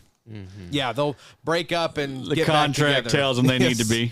The stipulations of the legally binding document they signed. So, yeah, I mentioned Kenneth Murray. Both him and Eric Kendricks were really good for the Chargers in Week 7. Kenneth Murray on 100% of snaps, 23.4 points. He's averaging 14.47 points the last 5 games. 8 tackles, 2 TFLs, a sack, and a QB hit. Eric Kendricks, welcome back, my friend. 17.25 points, 9 tackles, a TFL, and a forced fumble on 87% of snaps. Bobo and I joked, Daddy, that the wheels are going to fall off the Kenneth Murray wagon at some point. Are they going to fall off at some point? I don't think so. I don't think they will. Is this guy finally turn the corner? I think so, man. I mean, even, before Kendricks got banged up, and went out and Kenneth Murray was kind of the LB1 there. Like, Kenneth Murray was playing the snaps right alongside with them Week 1. So that's right. Yeah, I think that's been the plan all along, and Kenneth Murray has done a good job with the opportunity. So encouraged to see Eric Kendricks play well. He's been kind of a bummer so far this season, but banged up. Still getting out snapped. I know, it's kind of weird. 87% for Kendricks, 100% for Kenneth Murray. So pretty wild, but. Eric Kendricks, 81.9 PFF grade, 76.5 coverage grade, so really good stuff there. Solid LB3 going forward for the rest of the season. Yeah, it's something to keep in mind. Brandon Staley, the head coach of the Chargers, getting asked if he's going to continue to call defensive plays. This tends to start happening right before a coach gets fired. So just something to keep in mind that there may be some instability with It's time. He's about to get fired. Time for him to go. I think so. So if that happens, it might shake up what is going on with some of these defensive guys. He seemed like a weirdo. Yeah. Honestly. They're kind of ruining Justin Herbert. I'm not sure what's going on with that team. He just seems like one of those guys that's better suited as a coordinator. Dude, look at how much talent they have. They've got really good tight ends. You got Keenan Allen. No reason to be that underperforming. Quentin Johnson. You've got Austin Eckler. Your defense is good. You got Bosa. You've got Mack. You've got some good Sebastian Joseph Day on the interior. You got Derwin James. Why are you losing so many games, man? Good linemen, offensive linemen. Yeah. Yeah, it's that's been the story for forever, it seems, with the Chargers. Give up one of the worst playoff comebacks in it might be the biggest comeback in playoff history against the Jags. So 28 points, I think. Yep, just crazy. It might have been more than that because the Colts, I think, were 28 points. So it may have been even more than that. So, yes, Murray, Kendricks, good to have those guys both relevant for IDP. Dean Marlowe is the guy that's filling in for Alohi Gilman, and he's actually the guy that's outproducing Derwin right now. So wow, what a world we live in. Very weird times. What we thought. Yeah, Joey Bosa and Khalil Mack both had down games, 3.25 points for both of these guys.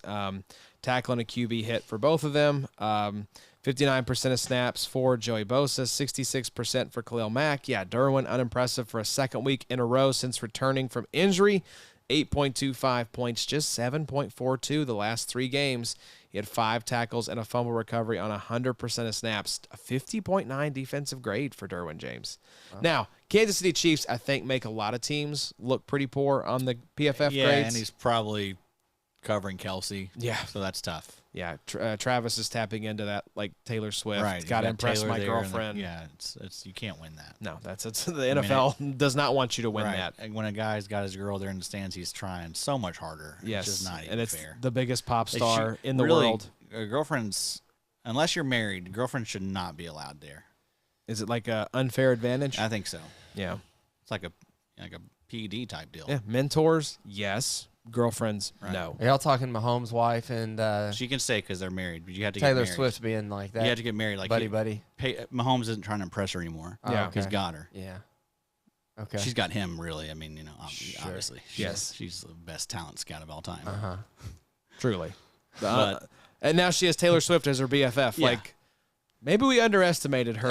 I think, she seems fine. Talent scouting acumen. But I think we were dead on about Jackson, but Yep. Brittany Mahomes probably gave her a hard time. She's annoying when she yells and stuff, but I mean, who isn't? Well, how many of us yell like Brittany Mahomes does? But hey, she's living a charmed life right now. The most annoying part was her soaking the Buffalo crowd in champagne. Mid That was a bad look. Yeah, it was tough. Yeah, but she has a secret handshake now with Taylor Swift. That was pretty cringe. Yeah. A lot. Didn't care for that.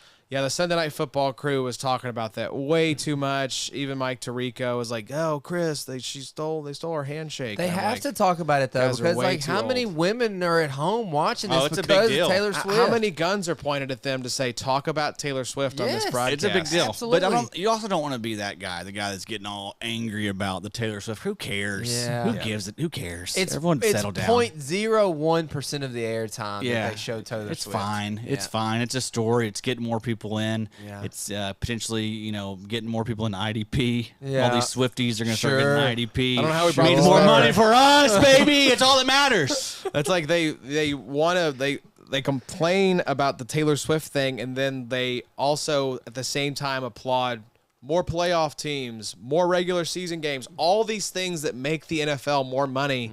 Hello, connect the dots here. This is just more money in the NFL's pocket with Taylor Swift, the most famous woman in the world right now, attending all of these games. And Taylor and not hard to figure Kelsey out. have a crazy amount of commercials right now. Yeah. It's unbelievable how many Capital One and She has a new tours movie, and he has a podcast. We've always said this is just for the content. Oh, absolutely. And for the yuck yucks. But even- Superstars, though. I don't know. They may be in love, boys. Kelsey, how much you practicing think- with I all think they're these in love. I don't think commercials? celebrities are capable of feeling love. Sound off if you think they're in love. I think it's real. All the Swifties. Adam's just trying to win the Swifties over to his side in the trade. Come on, girls. Boys. Girls. Girls. You Chiefs. boys Swifties? She's fine. We play the Shake It Off song with Pax. He loves to dance to that song. So she's fine. I think she sucks. Yeah. Honestly, I do. I know I was nice to her for a little bit, but I don't. Wow. I don't Swifties are- understand. I don't understand the. I don't understand the hype. All right. 35-year-old white man does not like Taylor Swift. Shocker. Also can't floss. Yeah. Can't floss. Can't gritty. But can dab. Yeah. So, Can absolutely dab. and that's kind of trumps everything. That is true. If you got Stock that up, going for you. Andy. If you go back in time to 2016 when Cam Newton was dabbing on the haters, That's right. it'd be pretty cool 7 years ago. Boy, simpler times. Simpler times for sure. Chiefs, Bolton dislocated his wrist. So can we finally embrace our tranquil gay partnership? Willie Gay, 20.55 points in week 7. The 1 week I don't start him. And then Drew Tranquil, 17.4 points in week 7 as well. 52% of snaps for Gay, 46% for Tranquil. 5 tackles, a TFL, a sack, a PD, and a QB hit for Gay. 2 tackles, a TFL, a sack, a PD, and a QB hit for Tranquil. Who do you want, Tranquil or Gay, in Nick Bolton's stead? Tranquil. Bobo? It's Tranquil. It's not Willie Gay. I wish it was Willie Gay. Look, I'd love to be able to fire up Willie Gay with confidence. I'm just not trusting it. They don't trust it. They showed us. They showed us when Nick Bolton was out that it was Drew Tranquil. Yep. I think he played 100% of snaps in Bolton's absence. Sure. Hey, if you want Willie Gay, he's available. I like Willie Gay. Willie Gay is going to be useful in IDP for the rest of the season. Willie Gay is probably going to cost more to get than Drew Tranquil is going to. Tranquil is probably going to be an easier acquisition for the rest of the season. Is he, though? That's what I was just trying to sit here mulling my head. Yeah. Tranquil might be more expensive than Willie Gay right now. That's why I was kind of on Gay for a second, where it was just like, Well, I mean, dynasty-wise, I do like Willie Gay. And I think you're right. I think he's proven to be extremely efficient when he does. Like, even if it's only 50%, that could, like he did this past week. yeah, That could, 20 points on 50% 5 of tackles snaps. and a sack. He's a playmaker. He has Yeah. these Playmaker. bigger- He's Exactly. a little, games. he got a But little so is Drew Tranquil. He got a little Dre Greenlaw in him, honestly. Mm-hmm. To where he was kind of the Dre to Nick Bolton's Fred Warner, in my opinion. Gosh, man. Then they fricked it up. This I just don't sucks. think this Yeah. is going to increase Gay's role. I think Drew Tranquil is the clear 1-to-1 replacement, and Gay is just going to play his normal role. Yeah, and if anyone were to maybe get an increase, I mean, Leo obviously Chenal. Tranquil, but yeah, exactly, Leo Chenal. be the big winner out of this. And he's available everywhere. Yes. Furious George Karlaftis, we called it last week. He isn't as flashy as Kayvon or Hutchinson, but he's starting to find a groove. Why isn't he, Aaron? Why ain't he as flashy? Well, you know. I think George is just as flashy. 13.35 points in week 7, 16.1 points last week. He had 3 tackles, a TFL, a sack, and a QB hit on 78% of snaps. This is just what Furious George does. Yep. Super solid, close to 80% of snaps. L'Jarius Sneed doesn't care about your sweet spot usage. He'll ball wherever. 17.4 points in week 7. 6 tackles, a pick, a PD, 100% of snaps, 57 of his 63 snaps at outside corner. You mentioned it, Addy. Alignment for these ballers, these playmakers doesn't matter as much. Ballers ball. Ballers ball. Can we throw it back to the 2021 combo of L'Jarius Sneed and Kenny Moore as your 2 starting cornerbacks in XFFL? Let's throw it to 2023 where he has Kenny Moore and Devin Witherspoon. There you go. Addy just keeps coming back for more, folks. Addy is doing great, as we know. I'd be a cornerback whisperer, honestly. I mean, there's people that are saying that. Oh. Streets are talking. So, a lot of people are saying that. A lot of people are saying that, huh? Momentum starting to really pick up for that. Really picking up. You love to see when that momentum is picking up and the streets are talking more and more. It's a lot. It's humbling. It's cool. It's a cool experience. It's a very cool experience. Yeah. Let's talk Sunday Night Football. Dolphins fall to the Eagles. Let's start on the Dolphins side of things, though. In the words of Gandalf, authority is not given to you, Philadelphia, to deny the return of the king. Jalen Phillips is back, baby. 20.75 points. He had 7 tackles, a TFL, a sack, and 2 QB hits on a beautiful 69% snap share. Addy, the floor is yours. Jalen Phillips is back, and we all are rejoicing. Dog, I mean, was a chance like he was like a millisecond away from getting another one that they gave to Bradley Chubb. I thought Phillips deserved at least a half on that. I don't know. They both kind of... Yeah, that scoring seemed off. They both were kind of there at the same time. But yeah, Jalen Phillips, I mean, I hope you didn't get scared and do anything dumb. I mean, hope you weren't a scared little boy. Come on, y'all. I mean, we knew that he was going to be fine once he got healthy, and it looks like he got healthy. And this wasn't even a great matchup, you know. Well, he's a dog. I mean, you watch him out there. He's hit him with the fly Eagles fly, like he's overpowering, bird wings, crazy motor. Like when people get behind him, you know, when the running backs get behind him, like he's taking after him, and like you see him chase down running backs all the time. Like he's a great player, man, well rounded, and he's just going to continue to get better. So, love Jalen Phillips. Yeah. Bobo, we got Bradley Chubb's third 20-point game of the season. He had 28.05 points in week 7, 7 tackles, a TFL, 2 sacks that he should have split with Jalen Phillips, apparently. A forced fumble and a QB hit on 90% of snaps. So Bradley Chubb doing the damn thing as well. Yeah, he's benefiting from that, new defensive coordinator, new situation, playing alongside Jalen Phillips, playing alongside of Christian Wilkins, rushing the passer, 90% of snaps. Bradley Chubb is relevant, Thank goodness he's been healthy. That's one thing that's, we've kind of struggled with Bradley Chubb throughout his career, honestly. We get healthy Bradley Chubb. We get, fun Jalen Phillips on the other side. This Miami team, we're just sitting here talking about Super Bowl stuff, but if they continue to do stuff like this, I know they've been a little bit up and down the last couple of weeks, but if Tua can be Tua and this defense can, get after the quarterback, late into the season, Miami could be a handful going into the postseason. You got Jalen Ramsey coming back too. Sure do. Xavier Howard coming back at some point. So I mean, yeah, that's only going to help those pass rushers. Love Miami for potentially being a Super Bowl team. Yeah, they did get bullied a little bit by Philadelphia. I do worry about them going toe-to-toe with these more physical teams. Yeah, because they are a team built for speed.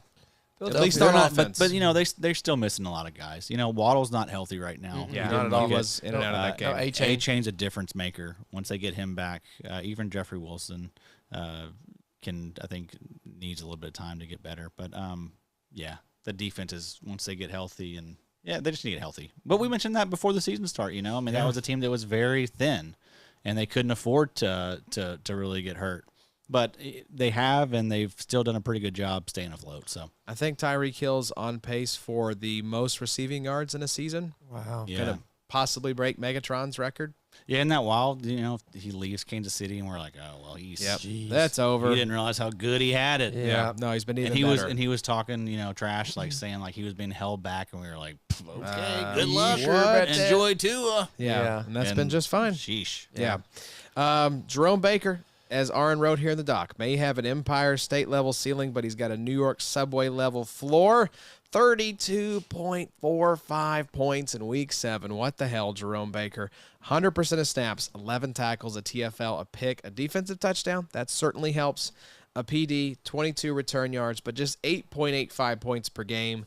Average the last 5 weeks, so don't go crazy for Jerome Baker, folks. Got to give a little mini shout out to Cater Coho for that pick 6 that Jerome Baker got.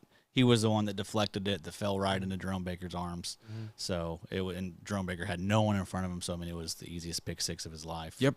But yeah, I mean, Jerome Baker, he's a great best ball linebacker. He's not someone that I'm really interested in, and it's either 20 points or it's 5.75. Yeah. No, thank you. Yeah. You're gonna be so frustrated by this guy. Let's talk about the Eagles side though, Bobo. Sure. And this first guy here. Sweaty Bros. Sweaty Bros. You were Sweaty Bros Madness team. How did Josh Sweat look in week 7? Yeah, continues the ball, man. After his breakout in 2022, 23.8 points in week 7. He has averaged 14.69 in his last 5 games. 2 tackles, 2 TFLs, 2 sacks, 2 QB hits on 78% of the snaps. 81 pass rush grade, 71.6 pass rush grade for defense. Overall defensive grade. Yeah, Josh Sweat, man, continues to just be a baller in Philadelphia. I kept thinking that maybe he was going to regress a little bit after 2022, but that seems to be wrong. Josh Sweat and Hassan Reddick now is coming on after the last couple weeks. That is the calling card there for the Eagles. That is the recipe for winning. Let Josh Sweat and Hassan Reddick get after the quarterback, get the ball to Jalen Hurts. Tush push. Tush push. Yeah. Tush push to the Sirianni saying it's 1st and 9. It's like just daring the league to ban that play, I feel like. He ain't wrong, but he was also right in the fact that, I mean, no one else is doing it successfully. Yep. Yeah. I mean, why are they going to be punished because they can do it? Yep. They built the team with people are trying. Everyone's trying to do it. Like a Jalen Hurts, that I think squats like 600 pounds and probably the best offensive line in the league. Yeah. I saw Brett Coleman was releasing a video breaking down why he thinks it's so successful. So that's out there if you want to check that out. Yeah. But I don't think they'll end up banning it. I think it's just. I hope not. Yeah. This team has managed to perfect it and has built a team and a roster capable of executing it. They have great players there. I mean, you got Kelsey, one of the best centers of all time. One of the best podcast hosts of all time. Yeah, I was gonna say he's doing the content there is good as well. Being on a Super Bowl contender. You got Jalen Hurts, and then you got Goddard and the running back pushing. Hurts. I mean, it's a tough one to stop. Clear recipe. I saw it was like a 90% success rate. That's crazy. And they've ran it like over 50 times. Wow. Yeah. I didn't know it was that many. And then you get to 3rd and 1 or 4th and 1, it's automatic. What if you tush push on the other side, on the defensive side of the ball? You can just get your linebackers up there and you're just pushing him. I think your tushes are getting pushed back into your lap. No. Explosion. You can't do that. It's not safe. It's just 2 tush pushes. Creates a nuclear explosion. Hey, shout out Nolan Smith. Just 2% of snaps. Played 4 snaps, but had 2 tackles, a TFL. It looks like a sack and a QB hit as well. So shout out. This is just what Philadelphia does. Just filthy at drafting these guys. Yeah, just sprinkle in a little Nolan Smith as November and December are approaching. Yeah. That's not good for the league. Big play Slay lives up to the name. He had 23.6 points in week 7, 12.85 points per game the last 5 games, 4 tackles, a TFL, INT, 2 PDs, and 100% of snaps. Best ball gold. Yep. Truly. I think he was in the top, when I was looking at the top DBs, he was in the top 10 or 15. Yeah, but this was a guy that was like undrafted pretty much, So, yeah, just forgotten. Is that what you said, Bobo? Yep. Yeah. So his name is Big Play Slay, and this is a big play league. Yeah, Wow. I think he was saying that into the camera when he had his interception. Did you see that? No, I didn't see that. He was like, I'm Big Play Slay. I'm Big Play Slay. So, love that swag. It's true. Let's talk about Monday Night Football, the last game of the week. 49ers versus Vikings. Vikes, I think it was a 22-17 win for Yes, sir. Minnesota. And, bye-bye Bynum was the leading scorer for the Vikes. For the game, 30.25 points, 9 tackles, Wow. 2 Leading tackler. interceptions. Was he the leading tackler Yes. as well? Good for you, Cam Bynum. Pretty sure he's leading all safeties and tackles per game this year. And tackles, I guess, too. Yeah, Fred Warner was the number 2 scorer on the night. He had 13 tackles and racked up 20.25 points. Charvarius Ward was next on the list with 19.75. He had 5 tackles and an interception as well. That was the one that he took away from Jordan Addison. Gray Greenlaw, as Adam likes to say, 16.5 points, 10 tackles there for Dre. That's good. Daniil Hunter had 16 points. Let's see here. Yeah, 15.7 points. He had 2 tackles and 1 sack, so he continues to rack up the sacks. You love to see it. Only sack of the game. For both Only teams. sack of the game. Wow. Harrison Smith, Talanoa Hufanga, Jordan Hicks, Nick Bosa round out the rest of the double-digit scorers. So a down game, but speak to Cam Bynum, these Minnesota safeties, Addy, all seem like very reliable options for IDP. Yeah, I mean, like I mentioned, Cam Bynum is leading all safeties right now in tackles per game. Was averaging 10 tackles per game for the first 6 games, but he had 9 this past week, so that should still be the same. 14.5 tackle rate, 13.9 points per game, but that's going up for sure. So yeah, I mean, he's just been crushing it, dude. The sweet spot percentage is 43% right now for Bynum. So surprising that he's been this good, that he's taken this step, that he's become this type of tackler and player. He's always had the playmaking ability. Yeah.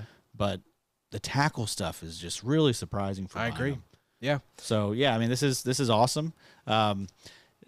Does he really have a big trade market though? Like, are you? I don't know. I imagine you're not seeing probably a lot of Cam Bynum trades out there. If you were, like, is anyone willing to give up a 3rd round pick for Cam Bynum? Probably not. Probably not. So I mean, you're in those situations where I think you just kind of ride with Bynum, and you hope that he kind of turns into this type of player. Like, you hope that he continues to be this type of producer. Because I think he's going to stick around. I mean, I think that Minnesota's not going to get rid of a guy like this. No. Just good stuff. Good stuff for dynasty value. Let's go, Cam Bynum. I was going to look up and see who were the leading tacklers at Just DB. take it, please take it. Yeah, I was trying to take it back from you. You kept talking. Sorry. I didn't want to interrupt you. Saying a bunch of nothing. Yeah, Cam Bynum is 60 tackles on the season. He's the leader, and I think this is probably updated for Monday Night Football because we're a couple hours out now. But Cam Curl, number 2 with 58. Minkah Fitzpatrick, number 3 with 52. Javon Holland. It's funny because a lot of these guys we don't typically think about as you're tackling DBs, and this is all DBs, not just safeties. Fitzpatrick, what we think about. Exactly. Deep A lot of safety. these free safeties. Javon Holland, deep safety. Julian Blackmon was a deep safety.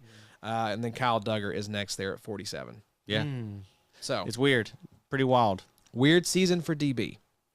But there you go, That's folks. every season, though, folks. Yes, You know that's what, true. maybe that's the DBs big- are always weird. That's to be expected maybe to some extent in a big play league because when you're getting these big plays and you're playing a little bit deeper, maybe getting interceptions, maybe getting, maybe getting after the quarterback a little bit, that's overpowering just the tackle guys.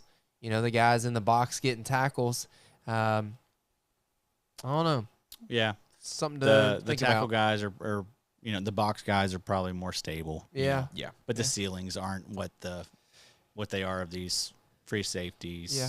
And playmakers. it's a throwing league this year. I mean, the running backs are all just riddled with injury. I don't know what the NFL metrics would be as far as is passing really up. Does that just feel like it is? I just feel like all the running backs are hurt and everybody's just throwing the ball. Yeah, you're right. It does feel like that. It does feel like last year. It definitely felt like one of those years where a lot teams were back to running the football. Yeah. This year it's been Nick Chubb's out. Derrick Henry doesn't look right. Yeah. McCaffrey's been kind of hurt. Parsley was hurt. Yeah. JT's back now. JT was out though for out for the first 5 games. We were talking about that in the preview. I think literally you could go to like every team and talk about every team has had some type of injury at running back somewhere. The Rams are hurt. Because even though we got Jonathan Taylor back and Zach Moss has been awesome, we lost Anthony Richardson. So we lost probably our best rusher for the season. So there you go, folks. The Week 7 recap, 2+ hours of IDP goodness. Casuals may be checking out, Addy, but we never, ever check out here at the IDP show. No, sir. So we've got, of course, the week full of content coming up for you all. We have the Cornerback Corner dropping Tuesday, both print and audio. We've got Jace's rankings coming out, Boobam's waivers already up for Week 8. It comes out Monday night. And, Jace will be recording this week. We've got Jake and Kyle Bellyfuel on this week's preview, so make sure that you tune in for that. And then it's theidpshow.com for Adam's Dynasty rankings. He has all the logs on there as well, and that's where you can find all of this awesome content. So logs should be getting updated, probably some tonight and then definitely tomorrow. But safeties are already done. I got to do sweet spot percentages, but I mean, I'm getting those things out pretty fast. Like you're going to have them by Monday or Tuesday, so you'll be able to dig into all the stats before your waivers run and all that stuff. But get in there, dig around. Like you will be so far off ahead of your league mates. That's right. Where else can you get this kind of info, Bobby? Nowhere. You can't. It's not out there. Nowhere, Josh. That's why we wanted to do it. Give a nice resource that you can't find anywhere else. Yep. So check it out. It's on the website under the 2023 IDP data tab on the homepage. Check it out for paid supporters. Your dynasty ranks are up. Jace's Week 8 rankings will be up tomorrow around lunchtime. And we'll just keep on rolling, boys. Keep on dominating. Keep coming back if you like to win. And if we've been helping you win, give us a follow on your podcast platform of choice. Check us out on YouTube, youtube.com/@theIDPshow. Addy, I think we talked about maybe a trade show episode this week, potentially. Yeah, I think so. With Jace Abbey, so we'll check have that a trade out. show. We'll probably do an IDP bets episode again here in 7 days. We got a lot of shows now. A lot of stuff going on. It's a lot of fun. Shows. So we'll send out a thread. Send us your trades. It's a good time for trades because you might be pushing for a playoff spot if you're in a redraft league. So you're considering maybe some guys to go acquire to shore up your lineup. Or you're in a dynasty league. You're kind of looking forward to 2024 and maybe some trade targets for next season and beyond. Probably your most popular trade time right now. It really is. Yeah, we will definitely be doing that here pretty soon. So look for those tweets, look for the Substack emails, all that stuff. That's right. So check us out, YouTube, and then leave us a 5-star rating and review over on Apple if you haven't already. Really, really helps us out. And then a 5-star rating on Spotify if you listen over there. But we'll be back on Wednesday night, early Thursday morning, depending on where you are, with Jake and Kyle breaking down all things Week 8. And then we will be back next week to recap it all. So until next time, y'all take care, and we'll see you soon. It's the IDP